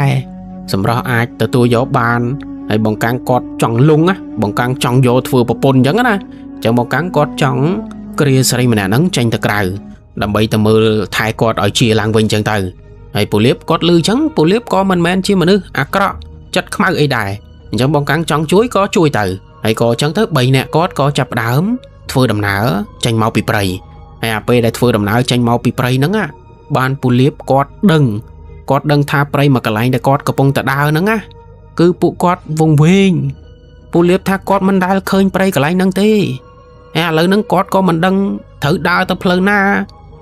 ទៅផ្ទះផ្លូវណាទៅភូមិគាត់អីពូលៀបអត់ដឹងទេគឺតាមពិតទៅគាត់វង្វេងតាំងពីម្សិលមិញម៉េះតែដោយសារតែម្សិលមិញហ្នឹងបរិយាកាសនៅក្នុងព្រៃវាមានអាប់ច្រើនពេកវាដូចថាវាសពេញព្រៃអញ្ចឹងពូលៀបគាត់វង្វេងតាំងពីពេលណាគាត់អត់ដឹងខ្លួនណាទៅតែឥឡូវនេះរកផ្លូវចេញទៅវិញអត់កើតបានពូលៀបគាត់ដឹងថាគាត់កំពុងតែវង្វេងនៅក្នុងព្រៃហើយក៏អញ្ចឹងទៅពួកគាត់ដើររកផ្លូវចេញតាំងពីព្រឹកហ្នឹងរហូតដល់រសៀលហើយគាត់ថាបរិយាកាសនៅក្នុងព្រៃថ្ងៃហ្នឹងអត់ដូចម្សិលមិញទេម្សិលមិញគាត់ថាបរិយាកាសនៅក្នុងព្រៃគឺស្ងាត់ហើយវាស្អុះស្អាប់វាដូចរបៀបព្រៃអាថ័ន្តព្រៃដែលមនុស្សមិនគួរចូលមកប៉ុន្តែថ្ងៃហ្នឹងអត់ដូចម្សិលមិញទេថ្ងៃហ្នឹងគាត់ថាមេឃស្រឡះហើយមានសំឡេងសត្វចាបសត្វព្រាបវាស្រែកដោយរបៀបថាព្រៃហ្នឹងវាលបោតចេញពីមុនអាគមខ្មៅអ្វីមួយយ៉ាងអញ្ចឹងណាពេលហ្នឹងពួកគាត់អាចនឹងគិតដោយខ្លួនឯងក៏ថាបានដែរប៉ុន្តែមិនដឹងមិនទេគាត់ថាបរិយាកាសនៅក្នុងព្រៃថ្ងៃហ្នឹងគឺបរិយាកាសល្អមែនតើហើយពួកគាត់ក៏ដើររកផ្លូវចេញអញ្ចឹងដើររហូតតតែមេឃងងឹតបានពូលៀបគាត់រកផ្លូវចេញមកបានហើយរកផ្លូវចេញមកបានពួកគាត់អត់តន់សម្រាកទេគឺពួកគាត់ដើរមកផ្ទះទាំងយប់ដោយសារតែនៅតំបន់ហ្នឹងពូលៀបគាត់ស្គាល់ច្បាស់អញ្ចឹងគាត់អត់មានត្រូវខ្លាចទៅអីទេអញ្ចឹងគាត់ក៏ដើរចេញពីព្រៃហ្នឹងទាំងយប់ហើយគាត់ដើររហូតតទៅដល់យប់ជ្រៅបានពួកគាត់មកដល់ផ្ទះហើយពួកគាត់នៅផ្ទះផ្សេងគ្នាពូលៀបគាត់នៅផ្ទះគាត់ទៅបងកាំងគាត់នៅផ្ទះរបស់គាត់ផ្សេងប៉ុន្តែមុនពេលដែលពីរនាក់គាត់បែកផ្លូវគ្នាទៅផ្ទះរៀងៗខ្លួនហ្នឹងពូលៀបគាត់ក៏និយាយរឿងម្យ៉ាងប្រាប់បងកាំងដោយពូលៀបគាត់ប្រាប់បងកាំងថាឲ្យប្រយ័ត្នខ្លួនពីព្រោះស្រីម្នាក់ដែលបងកាំងនាំមកហ្នឹងស្រីម្នាក់ហ្នឹងពូលៀបគាត់សង្ស័យថាជាពស់គឺពូលៀបគាត់ប្រាប់បងកាំងបែបហ្នឹងតាមផ្លូវមកពូលៀបអត់មាននិយាយអីទេទៅតែឥឡូវហ្នឹងមកដល់ភូមិត្រូវបែកផ្លូវគ្នាទៅផ្ទះហើយបានពូលៀបគាត់ព្រមនិយាយប៉ុន្តែពូលៀបគាត់មានហេតុផលពូលៀបគាត់គិតថាស្រីម្នាក់ហ្នឹងស្រីម្នាក់ស្លៀកឈុតពណ៌បៃតងដែលគាត់គិតថាពស់ហ្នឹងពូលៀបគាត់គិតថាស្រីម្នាក់ហ្នឹងប្រហែលជាល្អពីព្រោះហេតុការណ៍នៅក្នុងព្រៃបងប្អូនចាំបានទេពស់បៃតងហ្នឹងវាមិនមករត់ខ្លាហើយវារត់ខ្លាវាអត់មានធ្វើបាបពូលៀបនឹងបងកាំងទេអញ្ចឹងមានន័យថាពស់ពណ៌បៃតងហ្នឹងគឺជាពស់ដែលល្អអញ្ចឹងបើស្រីម្នាក់ហ្នឹងគាត់គឺជាពស់ប្រែកាឡាពិតមែនអញ្ចឹងមានន័យថាស្រីម្នាក់ហ្នឹងគាត់ប្រហែលជាល្អពេលហ្នឹងពូលៀបគាត់គិតបែបហ្នឹងតែដោយសារតែគាត់មិនច្បាស់នៅក្នុងចិត្តពូលៀបក៏ណែនាំឲ្យបងកាំងប្រយ័ត្នខ្លួនហើយបងកាំងពេលហ្នឹងគាត់លឺអញ្ចឹងហើយគាត់ក៏រៀងភ័យដែរប៉ុន្តែគាត់គិតដូចពូលៀបអញ្ចឹងគាត់គិតថាស្រីម្នាក់ហ្នឹងប្រហែលជាគាត់មកល្អទេអញ្ចឹងគាត់មកល្អគាត់ក៏មិនធ្វើបាបយើងមិនធ្វើអាក្រក់អីមកលើយើងដែរអញ្ចឹងបងកាំងក៏បាត់តាមហ្នឹងទៅហើយបានពូលៀបគាត់ដើរទៅផ្ទះគាត់ទៅ បងកាំងគាត់គ្រាស្រីម្នាក់នោះយកទៅផ្ទះគាត់ហើយបងកាំងពេលនោះផ្ទះគាត់មានតែ2នាក់ទេគឺគាត់និងម្ដាយគាត់អត់មានបងប្អូនទេគាត់គឺជាកូនតូលហើយបើពុកគាត់ក៏អត់នៅដែរគឺពុកគាត់ស្លាប់តាំងពីបងកាំងនៅក្មេងណាអញ្ចឹងគាត់នៅតែជាមួយម្ដាយគាត់ទេហើយបងកាំងគាត់ថាពេលដែលគាត់គ្រាស្រីម្នាក់នឹងយកទៅផ្ទះនៅតាមផ្លូវដើរទៅផ្ទះហ្នឹងបងកាំងគាត់ថាឆ្កែលូខ្លាំងមែនតើឆ្កែក្នុងភូមិគាត់វាដូចឃើញអ្វីចម្លែកអញ្ចឹងវាព្រុសផោវាលូផងបរិយាកាសគួរឲ្យខ្លាចមែនតើប៉ុន្តែបងកាំងនៅតែគ្រាស្រីម្នាក់ហ្នឹងរហូតទៅដល់ផ្ទះគាត់ទៅបានម្ដាយបងកាំងគ្រាន់តែឃើញបងកាំងនាំស្រីចូលមកផ្ទះភ្លាមម្ដាយគាត់មិនភ្ញាក់ម្ដាយគាត់សួរថាពីណាគេហើយមិនបាននាំមកផ្ទះបានបងកាំងគាត់ប្រាប់ទៅគាត់ថាគាត់ចូលព្រៃជាមួយនឹងពូលៀបហើយគាត់ឃើញស្រីម្នាក់ហ្នឹងរបួសនៅក្នុងព្រៃអញ្ចឹងគាត់ក៏យកមកព្យាបាលយកមកឲ្យម៉ាក់ជួយមើលពីព្រោះម៉ាក់បងកាំងហ្នឹងគាត់ប្រកែកខាងថ្នាំបុរាណថ្នាំស្លឹកឈើព្យាបាលរបួសព្យាបាលអីហ្នឹងណាហើយម្ដាយបងកាំងគាត់លើអញ្ចឹងក៏អត់មានបដិសេធអីទេឲ្យបងកាំងគ្រាស្រីម្នាក់ហ្នឹងឡើងទៅលើផ្ទះហើយយកទៅគេងនៅលើគ្រែឈើហើយបងកាំងគាត់ប្រាប់ម្ដាយគាត់តែប៉ុណ្្នឹងទេគាត់អត់មានប្រាប់លើសពីហ្នឹងទេណាគាត់អត់មានប្រាប់ថាស្រីម្នាក់ហ្នឹងគឺជាពស់បៃតងមកជួយគាត់អីអត់បាននិយាយទេគឺប្រាប់តែប៉ុណ្្នឹងថាជួបនៅក្នុងព្រៃអញ្ចឹងម្ដាយគាត់ពេលដែលបងកាំងគ្រាស្រីម្នាក់ហ្នឹងឡើងទៅលើផ្ទះហើយម្ដាយគាត់ក៏ចាប់ផ្ដើមយកថ្នាំយកដើមឈើយកស្លឹកឈើថ្នាំពីធម្មជាតិហ្នឹងណាម៉ាក់គាត់យកមកបុកយកមកលាយទឹកហើយបុកឲ្យវាម៉ត់ហើយបានម្ដាយគាត់យកថ្នាំទាំងអស់ហ្នឹងមកលាបរបួសស្រីម្នាក់នោះហើយស្រីម្នាក់នោះនៅស្លាប់នៅឡើយស្លាប់ឈឹងហ្មងអត់មានកម្រើកអត់មានអីទេប៉ុន្តែគាត់នៅដកដង្ហើមធម្មតាអញ្ចឹងម៉ាក់បងកាំងក៏ជូតខ្លួនជូតដៃជូតជើងនិយាយទៅមើលថែទាំស្រីម្នាក់នោះយ៉ាងល្អគឺម្ដាយបងកាំងដូចថាគាត់ជាអ្នកចិត្តបនណាគាត់ចូលចិត្តជួយមនុស្សអញ្ចឹងណាអញ្ចឹងមើលថែស្រីម្នាក់នោះមែនតើហើយបងកាំងគាត់ថារហូតដល់ព្រឹកឡើងក៏ស្រីម្នាក់នោះមិនទាន់ដឹងខ្លួនដែរហើយដល់ពេលស្រីម្នាក់នោះមិនទាន់ដឹងខ្លួនបងកាំងគាត់ក៏ឲ្យម៉ាក់គាត់ហ្នឹងនៅផ្ទះមើលស្រីម្នាក់នោះទៅគឺបងកាំងគាត់ត្រូវទៅមើលពូលៀបដោយសារពូលៀបក៏ត្រូវរបួសដូចគ្នាអញ្ចឹងបងកាំងគាត់ក៏ដើរទៅផ្ទះពូលៀបទៅហើយផ្ទះបងកាំងនិងផ្ទះពូលៀបនៅរៀងឆ្ងាយគូសាំដើរមកសតុះធំអីបានដល់ហើយបងកាំងពេលដែលគាត់ទៅដល់ផ្ទះពូលៀបគាត់ថាសភាពពូលៀបថ្ងៃហ្នឹងអត់តន់ធូរស្បើយទេហើយមិនធំតែមិនធូរស្បើយទេធ្ងន់ធ្ងរជាងម្សិលមិញទៀតគឺដូចថាម្សិលមិញពូលៀបគាត់ឈឺដៃផងហើយគាត់ធ្វើដំណើរហត់នឿយទៀតអញ្ចឹងថ្ងៃហ្នឹងពូលៀបមិនត្រឹមតែឈឺដៃទេគាត់ថែមទាំងក្តៅខ្លួនថែមទាំងឈឺនេះឈឺនោះងើបមិនរួចនិយាយទៅវាកាន់តែធ្ងន់ជាងម្សិលមិញទៀតប៉ុន្តែពូលៀបគាត់នៅអាចនិយាយបានអញ្ចឹងពេលដែលបងកាំងទៅបងកាំងក៏អង្គុយសួរសុខទុក្ខគាត់អង្គុយនិយាយលេងជាមួយនឹងពូលៀបហ្នឹងហើយពេលដែលគាត់អង្គុយនិយាយលេងជាមួយពូលៀបបានមកសតុះទៅមុខស្រាប់តែបងកាំងគាត់ថាឃើញព្រះសង្ឃមួយអង្គនិមន្តមកមុខផ្ទះពូលៀបហើយព្រះសង្ឃមួយអង្គនោះបងកាំងអត់ដែលឃើញទេអត់ដឹងថាព្រះសង្ឃគង់នៅវត្តណាព្រះសង្ឃនិមន្តមកពីខាងណាខាងណីអីអត់ដឹងទេនិយាយទៅជាព្រះសង្ឃប្លែកមុខហើយពូលៀបដោយសារតែគាត់ងើបទៅជួបព្រះសង្ឃអត់បានអញ្ចឹងពូលៀបក៏ហៅបងកាំងហ្នឹងទៅសួរព្រះសង្ឃមើលថាព្រះសង្ឃនិមន្តមកកន្លែងហ្នឹងធ្វើអីឬក៏ព្រះសង្ឃមកបិណ្ឌបាតឬក៏មកមានការអីចឹងណាអញ្ចឹងបងកាំងគាត់ក៏ងើបទៅក្រាបសាពះព្រះសង្ឃមួយអង្គនោះហើយពេលដែលបងកាំងចេញទៅក្រៅក្រាបសាពះព្រះអង្គហើយបងកាំងសួរពីព្រះអង្គថាព្រះអង្គនិមន្តមកពីខាងណាខាងណីចឹងទៅបានព្រះសង្ឃមួយអង្គនោះមានសង្ឃដីកាមកថាព្រះអង្គនិមន្តមកពីកន្លែងឆ្ងាយហើយព្រះអង្គនិមន្តកាត់ព្រៃដើម្បីមកភូមិមួយនេះគឺនិយាយទៅបងកាំងគាត់ថាព្រះសង្ឃមួយអង្គនោះមានសង្ឃដីកាមិនសូវជាច្បាស់លាស់មិនសូវជាចំទេដោយរបៀបថាព្រះអង្គមិនអាចនិយាយថងបានអញ្ចឹងណាប៉ុន្តែបើតាមអ្វីដែលបងកាំងគាត់មើលនឹងភ្នែកគាត់បងកាំងគាត់ថាព្រះសង្ឃមួយអង្គនោះប្រហែលជាព្រះសង្ឃដែលធុដងនៅក្នុងព្រៃព្រះសង្ឃដែលចូលទៅក្នុងព្រៃធ្វើសមាធិ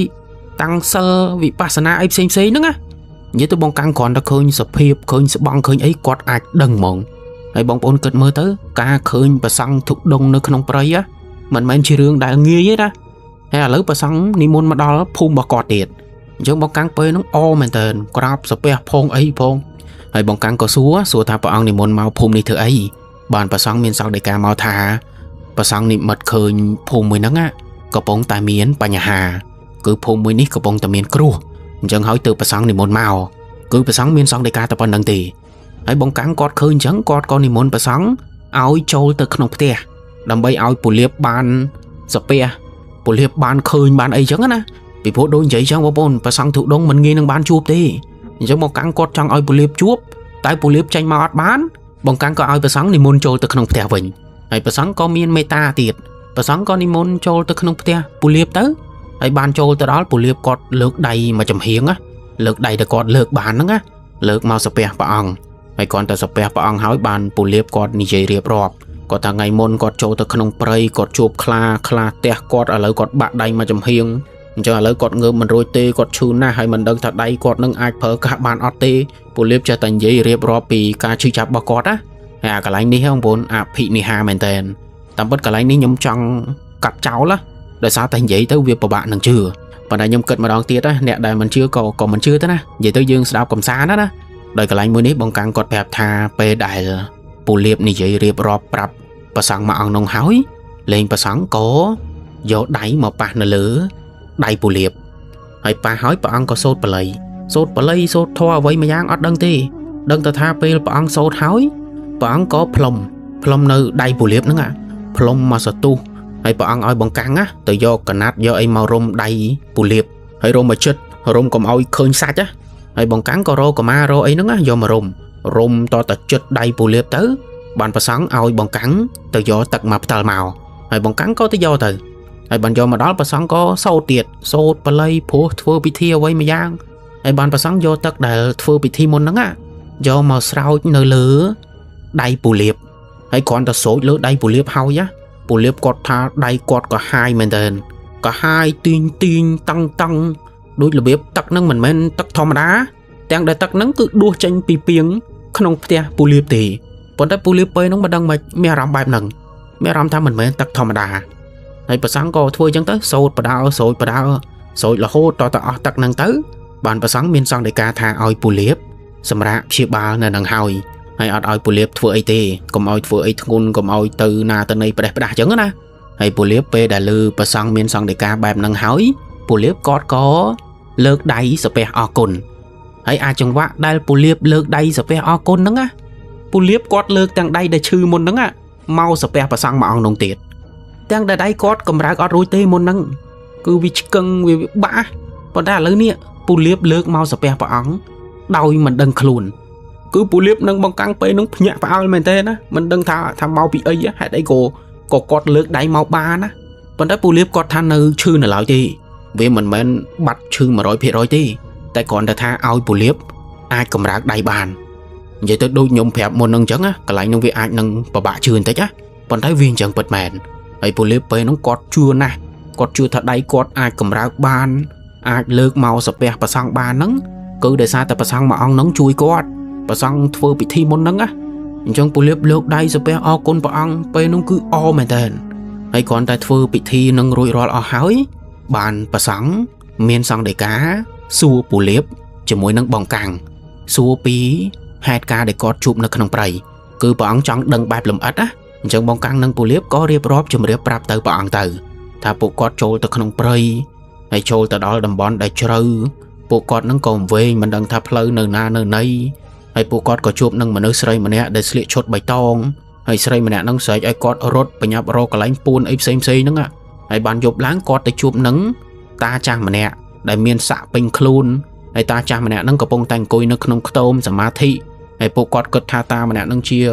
ta ấy xây chỉ nè cancer chỉ nè miên chật mê tá vì nè cọt có sống trâu tập thẻ giảm rạ mà dục vẫn đã bây giờ bộ cọt trâu tới nâng ạ tự đăng tha ta mà nè nóng mình men chia mình men chia ta ấy xây ấy tê ta mà nè nóng cứ chia khá prai cả la màu chia mình hay ta mà nè nóng prai cả la màu trong khăm cọt trong thua ba cọt tại sầm nang ban pua po bày tong mà chui em lông pe đập pua mà chui nâng hói từ cọt miền ọc ca bong căng lơ cặp lơ lơ ấy từ banh kha môi nâng tới từ kha nâng việt slap nâng không prey hay slap ban vía prai cai máu chỉ rụt riêng ta trả vinh cửa nâng á vậy đại bong căng nâng bù liếp ni giấy chùm riệp prap tử bà sang hay còn tại chùm riệp prap tử hói bà sang mà ông nóng có sống thưa sma thị mà plẹt đôi ta bà ông trong mưa thà nè đại bong căng nâng bù liếp tới chụp nâng á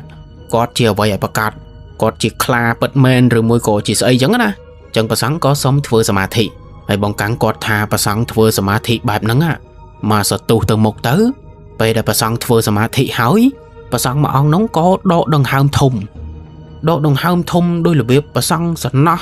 ឬមួយក៏អាណិតអ្វីមួយយ៉ាងអញ្ចឹងណានិយាយទៅគ្រាន់តែបងកាំងឃើញប្រសង់ដកដង្ហើមធំហ្នឹងគឺដឹងតែមានរឿងអត់ល្អបាត់ហើយវាអញ្ចឹងពិតមែនបងប្អូនគឺពេលដែលប្រសង់ដកដង្ហើមធំមួយហ្នឹងហើយប្រសង់ក៏មានសង្ឃដីកាប្រាប់បងកាំងនិងពូលៀបដោយប្រសង់មានសង្ឃដីកាមកថាតាមពិតទៅលោកតាម្នាក់ដែលបងកាំងឃើញនៅក្នុងព្រៃហើយលោកតាម្នាក់នោះប្រែកាឡាទៅជាខ្លាអីហ្នឹងតាមពិតទៅលោកតាម្នាក់នោះមិនមែនជាមនុស្សអាក្រក់ឬក៏មិនមែនជាខ្លាអាក្រក់ទេតែតាមពិតលោកតាម្នាក់នោះគឺជាអ្នកយាមព្រៃតំបន់នោះឬក៏ជាម្ចាស់ព្រៃនៅតំបន់នោះហើយលោកតាម្នាក់នោះគាត់រៀនវិជ្ជាគាត់មានមន្តអាគមខ្លាំងណាស់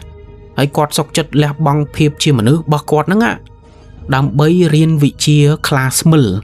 អញ្ចឹងអាការប្រែកាឡាទៅជាខ្លាអីទាំងប្រមាណហ្នឹងគឺដោយសារតែលោកតាម្នាក់នោះគាត់គឺជាខ្លាស្មិលគាត់រៀនវិជ្ជាខ្លាស្មិលហើយគាត់រៀនហ្នឹងដូចនិយាយចឹងគាត់មិនមែនបែកអាគមឬមួយក៏គាត់រៀនខុសបែកទៅជាខ្លាស្មិលអីទេគឺលោកតាតាំងចិត្តលះបង់ភាពជាមនុស្សហ្នឹងឲ្យគាត់ទៅជាខ្លាហើយទៅជាខ្លាដើម្បីអីដើម្បីមើលថែព្រៃនៅតំបន់នោះពីព្រោះព្រៃនៅតំបន់នោះគឺជាព្រៃដែលគ្រោះថ្នាក់ព្រៃដែលមានតែខ្មោចព្រាយបិសាចកាចសាហាវអញ្ចឹងលោកតាមិនចង់ឲ្យពពួកខ្មោចព្រាយបិសាចទាំងអស់ហ្នឹងមកធ្វើបាបមនុស្សលោកតាក៏រៀនវិជ្ជាខ្លាស្មិលហើយលះបង់ខ្លួនឯងហ្នឹងឲ្យទៅជាខ្លាដើម្បីទៅរស់នៅព្រៃតំបន់នោះហើយលោកតាទៅរស់នៅក្នុងព្រៃតំបន់នោះគឺដើម្បីគ្រប់គ្រងអាពួកព្រៃបិសាចដែលនៅតំបន់នោះ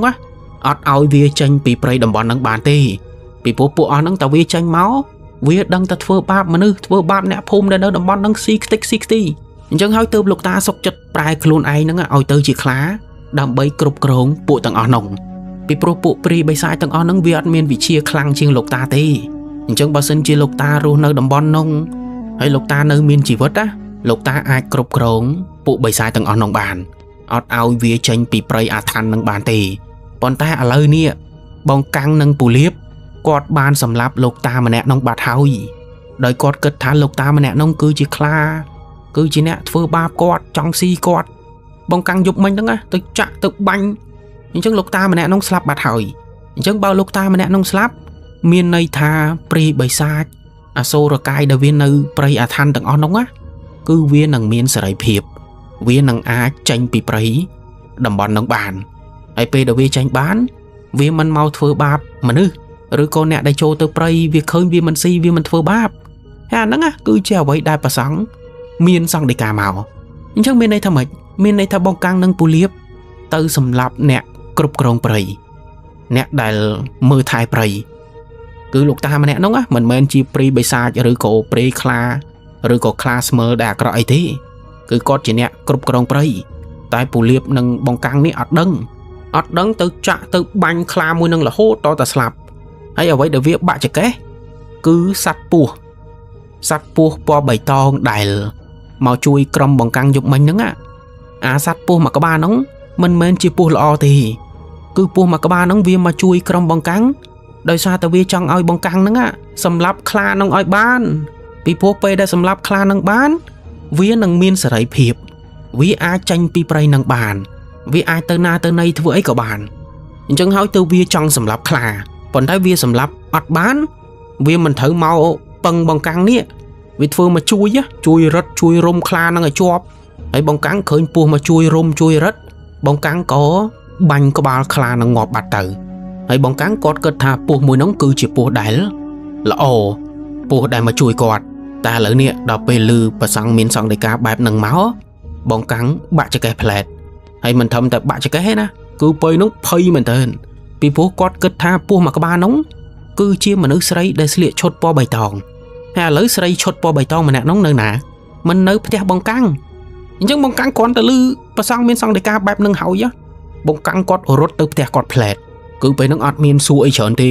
នៅពេលដែលយល់រឿងរ៉ាវអស់ហើយរត់ចេញទៅវឹងហើយគាត់រត់រហូតពីផ្ទះពូលៀបហ្នឹងរហូតទៅដល់ផ្ទះគាត់ទៅបានបងកាំងគាត់ឃើញថានៅមុខផ្ទះគាត់ឥឡូវហ្នឹង miền nẹt phum cặp bông tai bao mưa là vậy mà dạng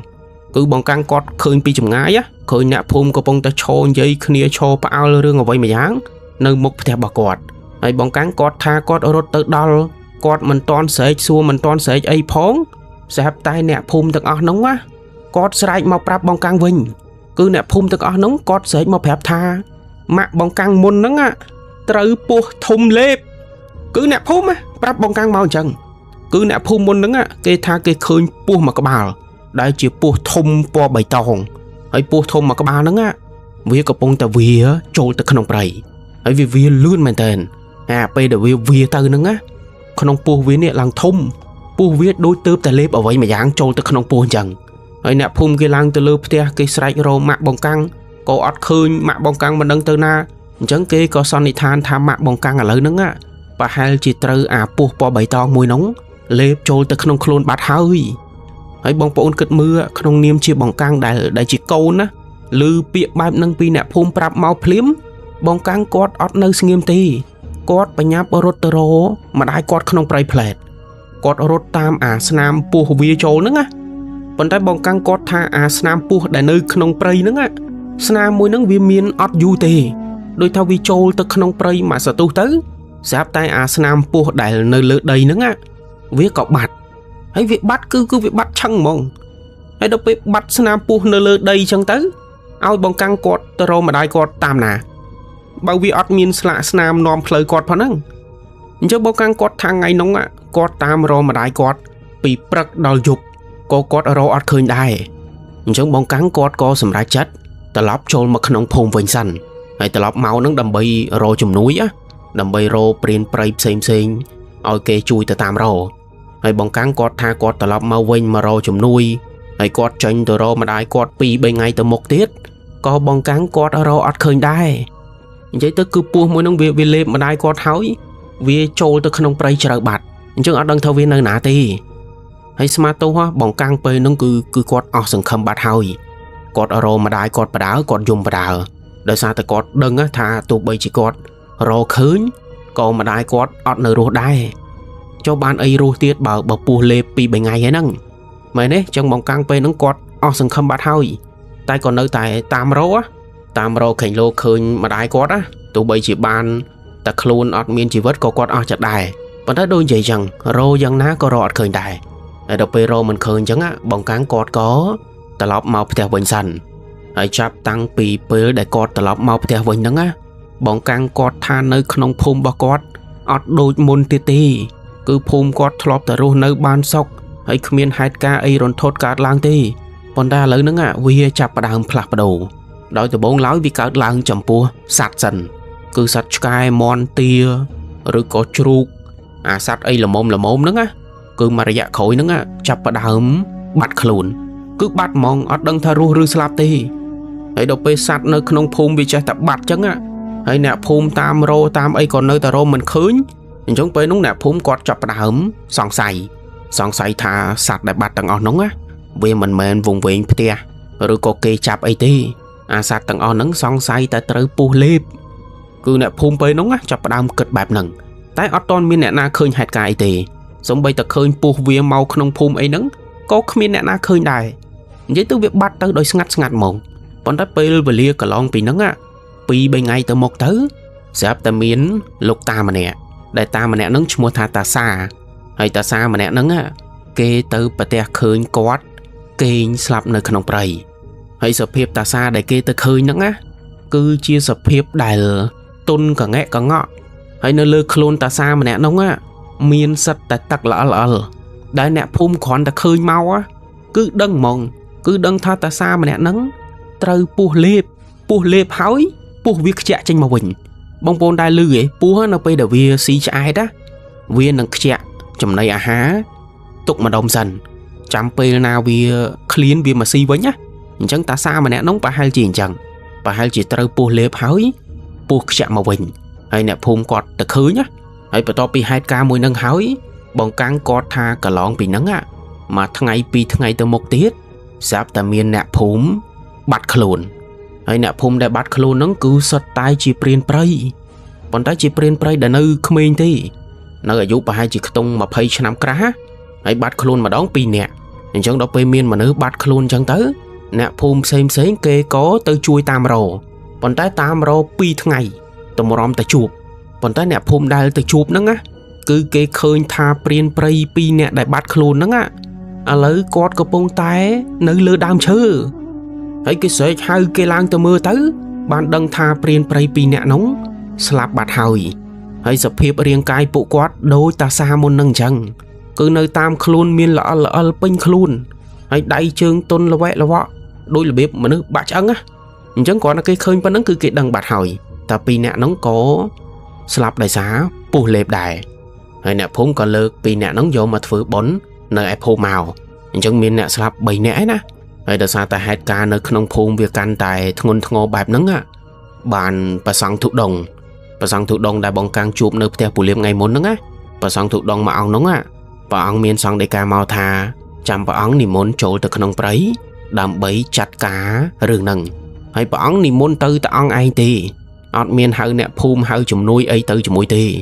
ហើយអ្នកភូមិពេលហ្នឹងម្នាក់ក៏ឆ្ងល់ដែរណាឆ្ងល់ថាព្រះអង្គនិមន្តចូលទៅក្នុងព្រៃតែអង្គឯងតើព្រះអង្គចាត់ការរបៀបម៉េចហើយព្រះអង្គអាចជួយរឿងហ្នឹងបានអត់តិចស្មាតោះបើព្រះអង្គចូលទៅលេងពោះមួយនឹងវាលេបទាំងព្រះអង្គចូលទៅក្នុងទៀតធ្វើម៉េចទៅពេលហ្នឹងអ្នកភូមិបានតែត្រឹមឆ្ងល់បានតែត្រឹមខ្លាចបានតែត្រឹមបារម្ភប៉ុន្តែវាអត់មានជំរឿសទេព្រះសង្ឃមួយអង្គហ្នឹងគឺមានសង្ឃដីកាបែបហ្នឹងថាព្រះអង្គនឹងនិមន្តចូលទៅដោយអង្គឯងអញ្ចឹងអ្នកភូមិបានតែត្រឹមក្រាបសាពះហើយជូនដំណើរអញ្ចឹងណាហើយព្រះអង្គក៏និមន្តចូលទៅក្នុងព្រៃទៅហើយបងកាំងគាត់ថាចាប់តាំងពីថ្ងៃដែលព្រះអង្គនិមន្តចូលទៅក្នុងព្រៃហ្នឹងបងកាំងជាមួយនឹងអ្នកភូមិផ្សេងមិនដែលឃើញព្រះអង្គនិមន្តចេញមកវិញទេគឺព្រះអង្គនិមន្តចូលទៅគឺបាត់ឆឹងហ្មងអត់មានដំណឹងអត់មានអ្នកណាឃើញទេប៉ុន្តែមិនត្រឹមតែបាត់ដំណឹងពីព្រះអង្គមួយអង្គនោះទេសូម្បីតែហេតុការណ៍ដែលកើតឡើងនៅក្នុងភូមិគាត់មុនហ្នឹងឥឡូវក៏វាស្ងាត់ដូចគ្នាគឺអារឿងមនុស្សត្រូវពោះលេបឬក៏សัตว์នៅក្នុងភូមិគាត់វាចាប់ផ្ដើមបាត់ខ្លួនអីទាំងប្រមាណហ្នឹងឥឡូវគឺលែងមានទៀតហើយភូមិគាត់ក៏ត្រឡប់មករស់នៅបានសុខដូចពីមុនចឹងដល់ពេលអញ្ចឹងទៅបងកាំងជាមួយនឹងអ្នកភូមិផ្សេងអត់មានអ្នកណាដឹងពីហេតុផលដឹងពីមូលហេតុអត់មានណាដឹងទេចុះបានអីដឹងបើប្រសង់អត់និមន្តចេញមកវិញផងហ្នឹង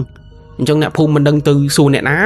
តែដឹងតែថាសភាពនៅក្នុងភូមិឥឡូវហ្នឹងត្រឡប់មកដូចដើមវិញហើយអញ្ចឹងអ្នកភូមិបានតែត្រឹមបានតែត្រឹមសប្បាយចិត្តទាំងដែលអត់ដឹងសុខទុក្ខប្រសង់មួយអង្គនោះទេស្មាតោះមិនដឹងជាប្រសង់មួយអង្គនោះនៅមានជីវិតអត់ឬមួយក៏សកត់បាត់ហើយឬមួយក៏ត្រូវពោះលេបបាត់ហើយក៏អត់ដឹងដែរអញ្ចឹងចំណុចហ្នឹងដែលវាជាចម្ងល់សម្រាប់បងកាំងជាមួយនឹងអ្នកភូមិមកដល់បច្ចុប្បន្នហ្នឹងអត់មានអ្នកណាដឹងទេតែបើពូលៀបដែលគាត់ជាអ្នករៀនមន្តអាគមគាត់មានវិជ្ជាក្នុងខ្លួនអញ្ចឹងពូលៀបគាត់សន្និដ្ឋានណាពូលៀបគាត់សន្និដ្ឋានថាប្រហែលជាប្រសង់ទៅបង្ក្រាបពោះមួយនឹងដោយប្រើមន្តអាគមឬក៏ប្រើបល័យដែលព្រះអង្គមានអញ្ចឹងណាហើយព្រះអង្គអាចនឹងយកពស់ហ្នឹងទៅធ្វើជាបរិវារឬក៏ណែនាំពស់ហ្នឹងឲ្យទៅកាន់សិលឲ្យទៅ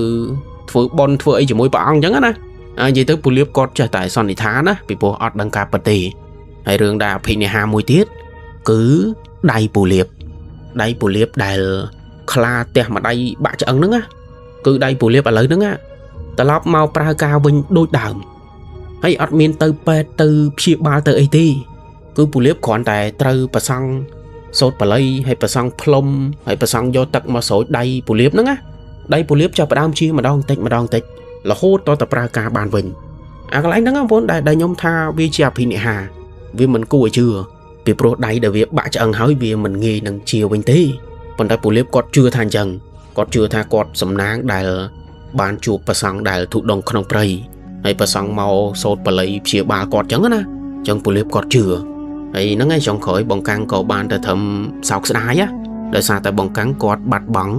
ម្ដាយរបស់គាត់ហើយម្ដាយគាត់ស្លាប់ដោយវេទនាទៀតគឺស្លាប់ដោយសារពោះលេបបងប្អូនគិតមើលទៅអញ្ចឹងបងកាំងគាត់ឈឺចាប់ណាស់តែមិនដឹងធ្វើម៉េចបើគាត់ទៅរកម្ដាយក្នុងព្រៃ 3-4 ថ្ងៃហើយនៅតែរកមិនឃើញហើយមានអ្នកភូមិជួយទៅរកទៀតក៏រកមិនឃើញហើយអាពោះមួយហ្នឹងក៏រកមិនឃើញនិយាយទៅពស់មួយហ្នឹងវាមិនមែនជាពស់ធម្មតាអញ្ចឹងការរកវាក៏មិនមែនជារឿងងាយស្រួលដែរអញ្ចឹងគ្មានពីណារកវាឃើញទេអញ្ចឹងហើយបងកាំងចុងក្រោយបានតែត្រឹមសោកស្ដាយបានតែត្រឹមអង្គុយយំ ហើយក៏ហួសចិត្តនឹកស្មានមិនដល់ណាពីព្រោះដោយគាត់ប្រាប់ចឹងណាហេតុការដែលនៅក្នុងព្រៃពេលដែលគាត់ជួបខ្លាហើយខ្លាវាប្រាយកលាចេញមកធំមែនតើហើយពូលៀបគាត់ឃើញគាត់ភ័យគាត់ណាពូលៀបក៏បាញ់ទៅបានខ្លានោះវាទះពូលៀបម្ដាយហើយពេលទះហើយខ្លាហ្នឹងវាមិនបែរមុខមករបង្កាំងហើយពេលបែរមករបង្កាំងហ្នឹងបានពស់ធំពណ៌បៃតងមួយហ្នឹងវាទម្លុះចាំងចូលមកហើយវាទម្លុះចាំងចូលមកវាមកចឹកខ្លាវាមករុំវាមករត់ខ្លានិយាយទៅមើលមកដូចពស់មកជួយអញ្ចឹងបង្កាំងក៏សម្លាប់ខ្លាមួយហ្នឹងទៅដែលបានពស់វាជួយរត់ជួយរុំអញ្ចឹងបង្កាំងគាត់គិតថាពស់មួយហ្នឹងវាជាពស់ចិត្តល្អពស់ដែលមកជួយពួកគាត់ហើយដោយសារតែគាត់គិតថាពស់នឹងល្អអញ្ចឹងគាត់ដើរចេញមកក្រៅគាត់ឃើញស្រីម្នាក់ស្លៀកឈុតបៃតងកំពុងតែស្លាប់នៅក្នុងព្រៃអញ្ចឹងបង្កាំងគាត់ឃើញស្រីម្នាក់នោះគាត់អាណិតគាត់ក៏គ្រាមកផ្ទះដើម្បីមើលថែដើម្បីព្យាបាលណាហើយគាត់ក៏ដឹងដែរថាស្រីម្នាក់ហ្នឹងគឺជាពស់ប៉ុន្តែគាត់នៅតែហ៊ានណាដោយសារតែគាត់គិតថាពស់មួយហ្នឹងគឺជាពស់ល្អអញ្ចឹងគាត់ប្រហែលជាមិនធ្វើអីបង្កាំងទេបង្កាំងគាត់គិតអញ្ចឹងហើយគាត់ក៏យកមកផ្ទះឲ្យម៉ាក់គាត់មើលព្យាបាលប៉ុន្តែដល់ពេលដឹងការពិតពីព្រះសង្ឃទូដងមួយអង្គនោះថាខ្លាដែលបង្កាំងសម្លាប់នោះមិនមែនជាខ្លាអាក្រក់ទេគឺជាខ្លាម្ចាស់ព្រៃគាត់គឺជាតាអីសីឬក៏អ្នករៀនមន្តវិជ្ជាខ្លាំងខ្លាហើយគាត់លះបង់ខ្លួនគាត់ជាមនុស្សហ្នឹងឲ្យទៅជាខ្លាដើម្បីអាចគ្រប់គ្រងព្រៃមួយកន្លែងនោះបានប៉ុន្តែបង្កាំងទៅជាសម្លាប់ដោយសារអត់ដឹងហើយបងប្អូនចាំបានទេអាហេតុការយប់ថ្ងៃនោះលោកតាម្នាក់ដែលជាខ្លាហ្នឹងលោកតាម្នាក់នោះអត់ធ្វើបាបពួកគាត់ទេលោកតាម្នាក់នោះឲ្យគាត់ចូលទៅសម្រាកហើយសូម្បីតែពេលដែលលោកតាម្នាក់នោះគាត់ប្រែខ្លួនពីមនុស្សទៅជាខ្លាលោកតាម្នាក់នោះក៏មិនតាន់មកហក់ខំគាត់ឬក៏ស៊ីពួកគាត់ដែរប៉ុន្តែពូលៀបនេះគាត់លើកកំភ្លើងទៅបាញ់មុនបាត់ហើយខ្លាមួយហ្នឹងដូចថាវាការពារខ្លួនដែរអញ្ចឹងវាមកទះកំភ្លើងពូលៀបឲ្យធ្លាក់ចុះក្រោមទៅប៉ុន្តែពេលដែលខ្លាទះកំភ្លើងពូលៀបហ្នឹងវាទះត្រូវស្មាពូលៀបអញ្ចឹងពូលៀបក៏របួសហើយពេលដែលពូលៀបរបួសបងប្អូនមើលខ្លាហ្នឹងអត់ទៅស៊ីពូលៀបទៀតសុកចិត្តបែរមុខមករបង្កាំងអញ្ចឹងអានេះតាមខ្ញុំគិតថាខ្លាមួយហ្នឹងវាអត់មានបំណងចង់សម្លាប់ពូលៀបនិងបង្កាំងទេបើតាមម្នាក់នោះចង់សម្លាប់ខ្ញុំគិតថាសម្លាប់តាំងពីឃើញលើកដំបូងមិនមែនអូសកាឡាឲ្យបង្កាំងពូលៀបដេកលក់នៅក្នុងផ្ទះគាត់ទេហើយអាការប្រែកាយខ្លួនពីមនុស្សទៅជាខ្លាហ្នឹងអាហ្នឹងខ្ញុំគិតថាវាដល់ពេលប្រហែលជាតាម្នាក់ហ្នឹងគាត់មានពេលវេលារបស់គាត់ដូចថាយប់ឡើងគាត់ដល់ពេលដែលត្រូវប្រែកាយគាត់ក៏ប្រែទៅជាខ្លាដោយគាត់ទប់អត់បានណាអញ្ចឹងគាត់ក៏ប្រែកាយនៅមុខបង្កាំងហ្នឹងទៅហើយពូលៀបនិងបង្កាំងគាត់នឹកឃើញប្រែទៅជាខ្លាភ្លាមភ័យអត់មានគិតអីច្រើនណាលើកក៏ភ្លើងមកបាញ់ហ្មងទៅអញ្ចឹងអាចចំណុចកន្លែងហ្នឹងអាចជាកន្លែងដែលពួកគាត់យល់ច្រឡំថាខ្លាហ្នឹងហក់មកស៊ីគាត់អីចឹងណាតែតាមពិតខ្លាហ្នឹងប្រហែលជាអត់មានបំណងអាក្រក់អីជាមួយគាត់ទេដោយសារតែដោយប្រសង់ទូដងមួយអង្គហ្នឹងមានសង្កេតការអញ្ចឹងថាខ្លាមួយហ្នឹងគឺជាខ្លាដែលជាម្ចាស់ព្រៃជាអ្នកដែលមើលថែកន្លែងហ្នឹងគ្រប់គ្រងកន្លែងហ្នឹងហើយគាត់ការពារកុំឲ្យបិសាចកុំឲ្យខ្មោចនៅម្ដុំហ្នឹងវាចេញពីព្រៃអាថ័ន្តហ្នឹងបានណាអញ្ចឹងខ្លាមួយហ្នឹងគឺជាខ្លាល្អទេតែដូចជាអញ្ចឹងពូលៀបអត់ដឹងគាត់ក៏បាញ់ទៅហើយអាចង្វាក់ដែលពូលៀបគាត់បាញ់នឹងហើយបានពស់ដែលជាពស់មិនល្អហ្នឹងដែលជាបិសាចហ្នឹងអាបិសាចពស់មួយហ្នឹងវាក៏មកខំខ្លាខំរត់រុំហើយបង្កាំងឃើញខ្លាត្រូវរត់ចឹងទៅបង្កាំងក៏ទៅបាញ់ទៅចាក់រហូតដល់តែខ្លានឹងស្លាប់អញ្ចឹងបង្កាំងដោយរបៀបថាចាញ់បោកអាពស់មួយហ្នឹងដោយថាពស់មួយហ្នឹងវាចង់សម្លាប់ខ្លាតែវាសម្លាប់អត់បានដល់ពេលវាសម្លាប់អត់បានវាពឹងឲ្យបង្កាំងនេះជួយសម្លាប់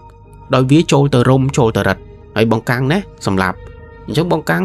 ចាញ់បោកពស់មួយក្បាលហ្នឹងហើយចាញ់បោកគេអត់ដឹងខ្លួនទៀតនាំស្រីម្នាក់ហ្នឹង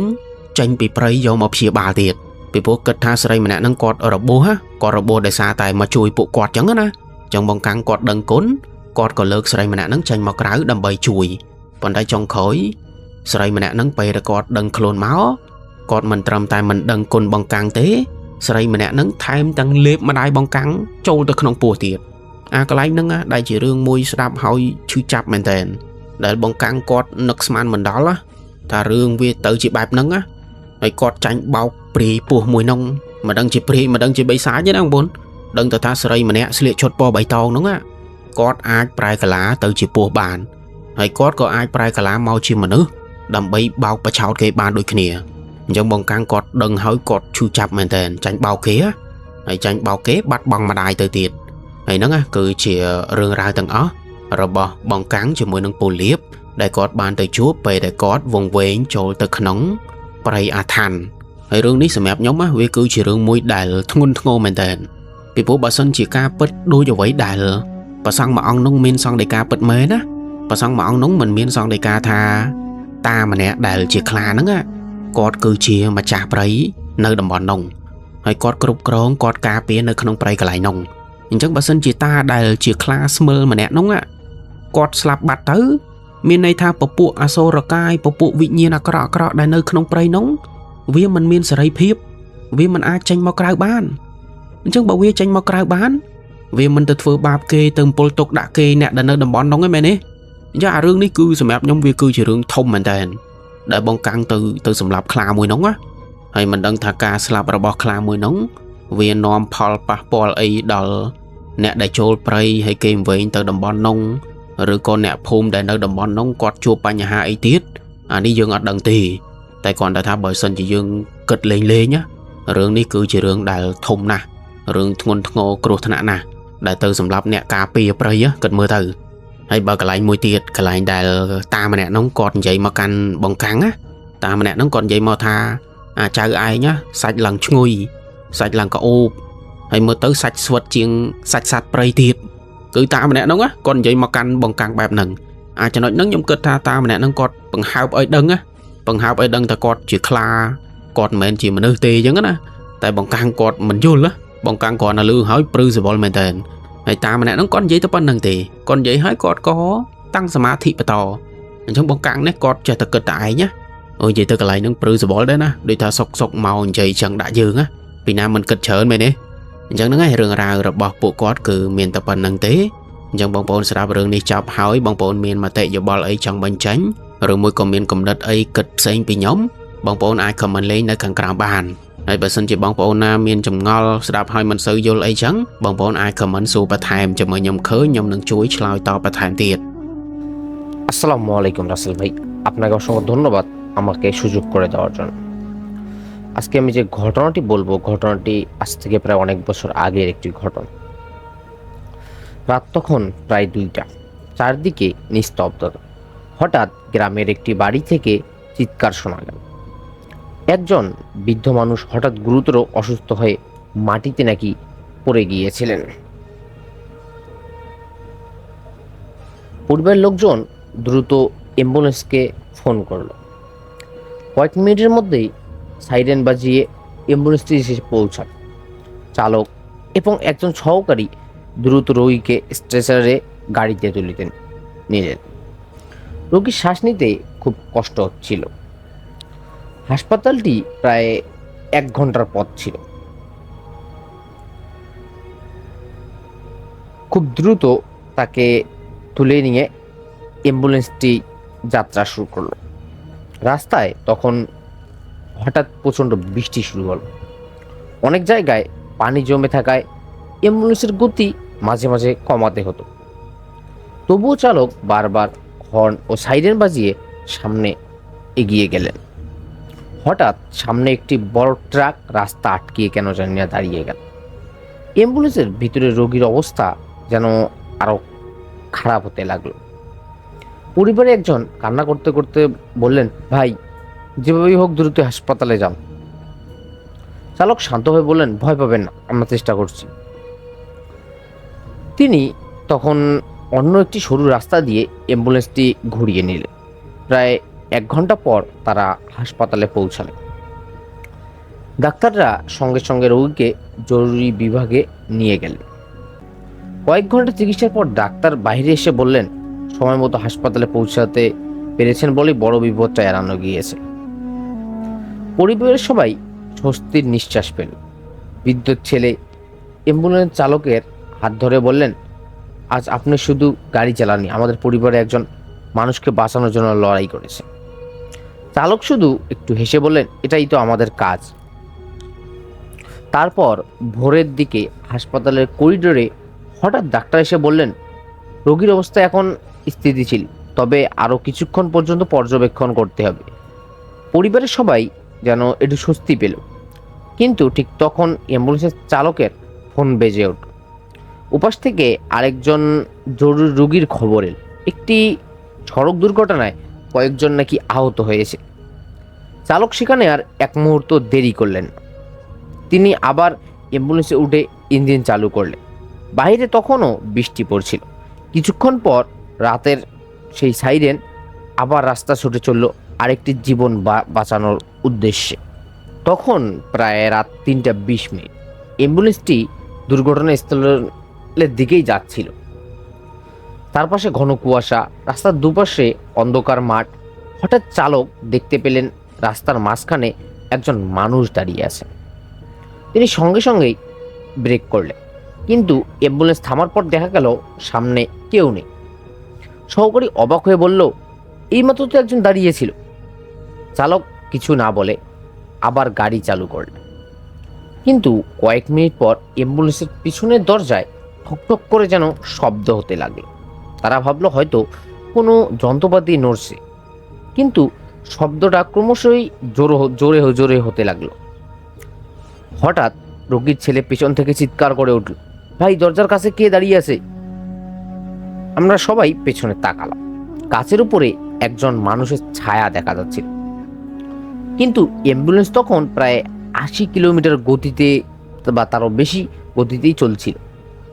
চালক ভয় পেয়ে গাড়ি থামালেন না। আর ঠিক তখনই পেছনের দরজায় ভেতর থেকে ৩বার শব্দ হলো।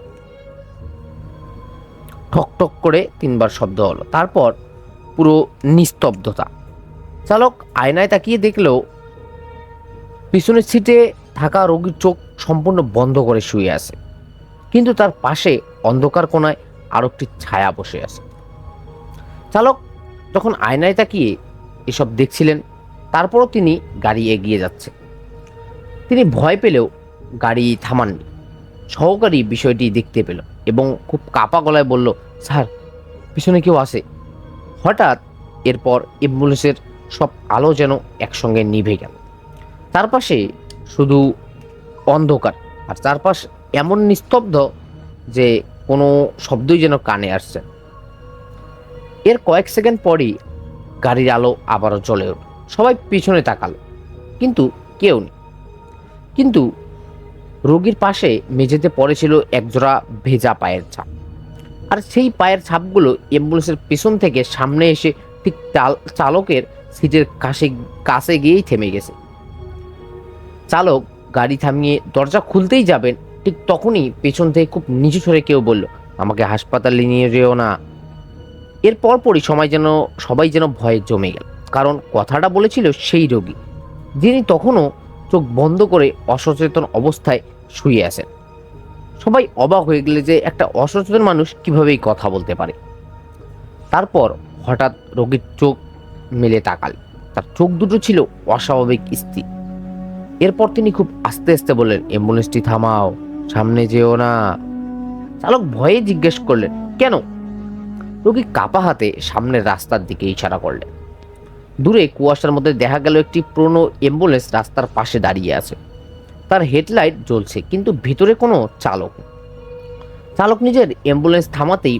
পুরনো অ্যাম্বুলেন্সের সাইরেন নিচ থেকেই বেজে উঠল। তারপর পুরনো অ্যাম্বুলেন্সের পেছনের দরজা ধীরে ধীরে খুলে গেল। ভিতর থেকে একটি স্ট্রেচার যেন নিচ থেকেই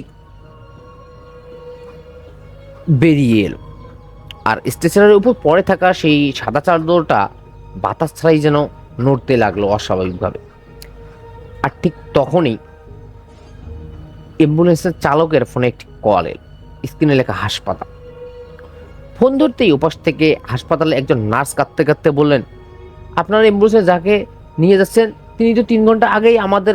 হাসপাতালেই মারা গেছেন। এ কথা শুনে অ্যাম্বুলেন্সের ভিতরে সবাই যেন একবারে নিশ্চুপ হয়ে গেল। পুরো নীরবতা। চালক ধীরে ধীরে আয়নার দিকে তাকালেন। যে রোগী এতক্ষণ স্ট্রেচারে শুয়েছিলেন সেখানে এখন শুধু একটি সাদা চাদর পড়ে আছে। সহকারী কাপা হাতে চাদরটা সরাতেই সে নিচে দেখতে পায় কেউ নেই। আর ঠিক সেই মুহূর্তে অ্যাম্বুলেন্সের দরজা নিচ থেকেই কেন জানি না লক হয়ে গেল। কেউ বুঝতে পারছিল না এটি কিভাবে লক হলো। সামনে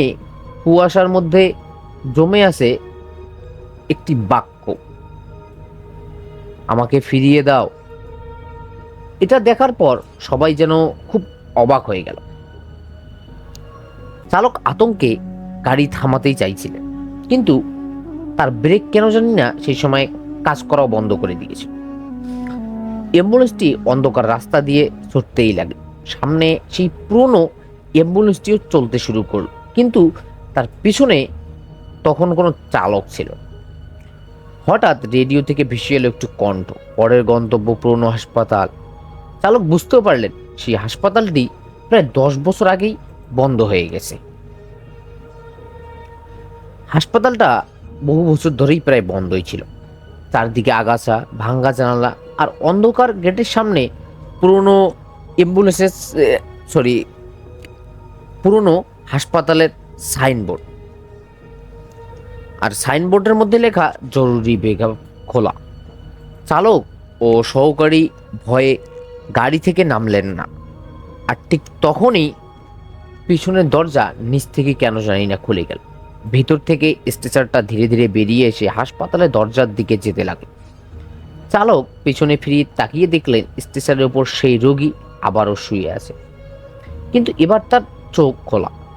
তিনি হাত তুলে হাসপাতালের ভিতরের দিকে ইশারা করে ফিসফিস করে বললেন, এখানে আমাকে শেষবার রেখে গিয়েছিলে। তারপর হাসপাতালের ভিতর থেকে একসঙ্গে অনেকগুলো মানুষের পায়ের শব্দ শোনা গেল। এরপর দরজা ধীরে ধীরে খুলে গেল, আর অন্ধকারের ভিতর থেকে একজন নার্স বেরিয়ে এলো। আর নার্স এসে বললেন, এত দেরি করলে কেন? আমরা তো আপনাদের জন্য 10 বছর ধরে অপেক্ষা করছি। তারপর নার্সটি ধীরে ধীরে কাছে এগিয়ে যখন এই কথা বলল, তখন তার মুখটা কুয়াশার মধ্যে ঢাকা ছিল। সেই অ্যাম্বুলেন্সের দরজায় হাত রাখতেই ভিতরের সব ঘড়ি যেন একসঙ্গে 3টা 20 মিনিটই থেমে গেল। চালক ভয়ে পেছনে তাকালেন। স্টেশনে থাকা রোগীটিও নেই। তার জায়গায় পড়ে এসে একটি পূর্ণ হাসপাতালের ফাইল, আর ফাইলের উপর লেখা রোগী অজ্ঞাতনামা, সময় 3টা 20 মিনিট, স্থান হাসপাতাল। এরপর অ্যাম্বুলেন্স চালক আর 1 সেকেন্ডও সেখানে দেরি না করে সে তার সহকারী এবং সে খুব দ্রুতই ওই জায়গা ছেড়ে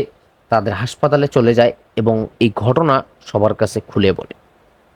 এরপর থেকে তারা কখনো আর রাতের বেলা একা অ্যাম্বুলেন্স চালায়নি। ধন্যবাদ রাসেল ভাই, আজকের ঘটনাটি এ পর্যন্তই।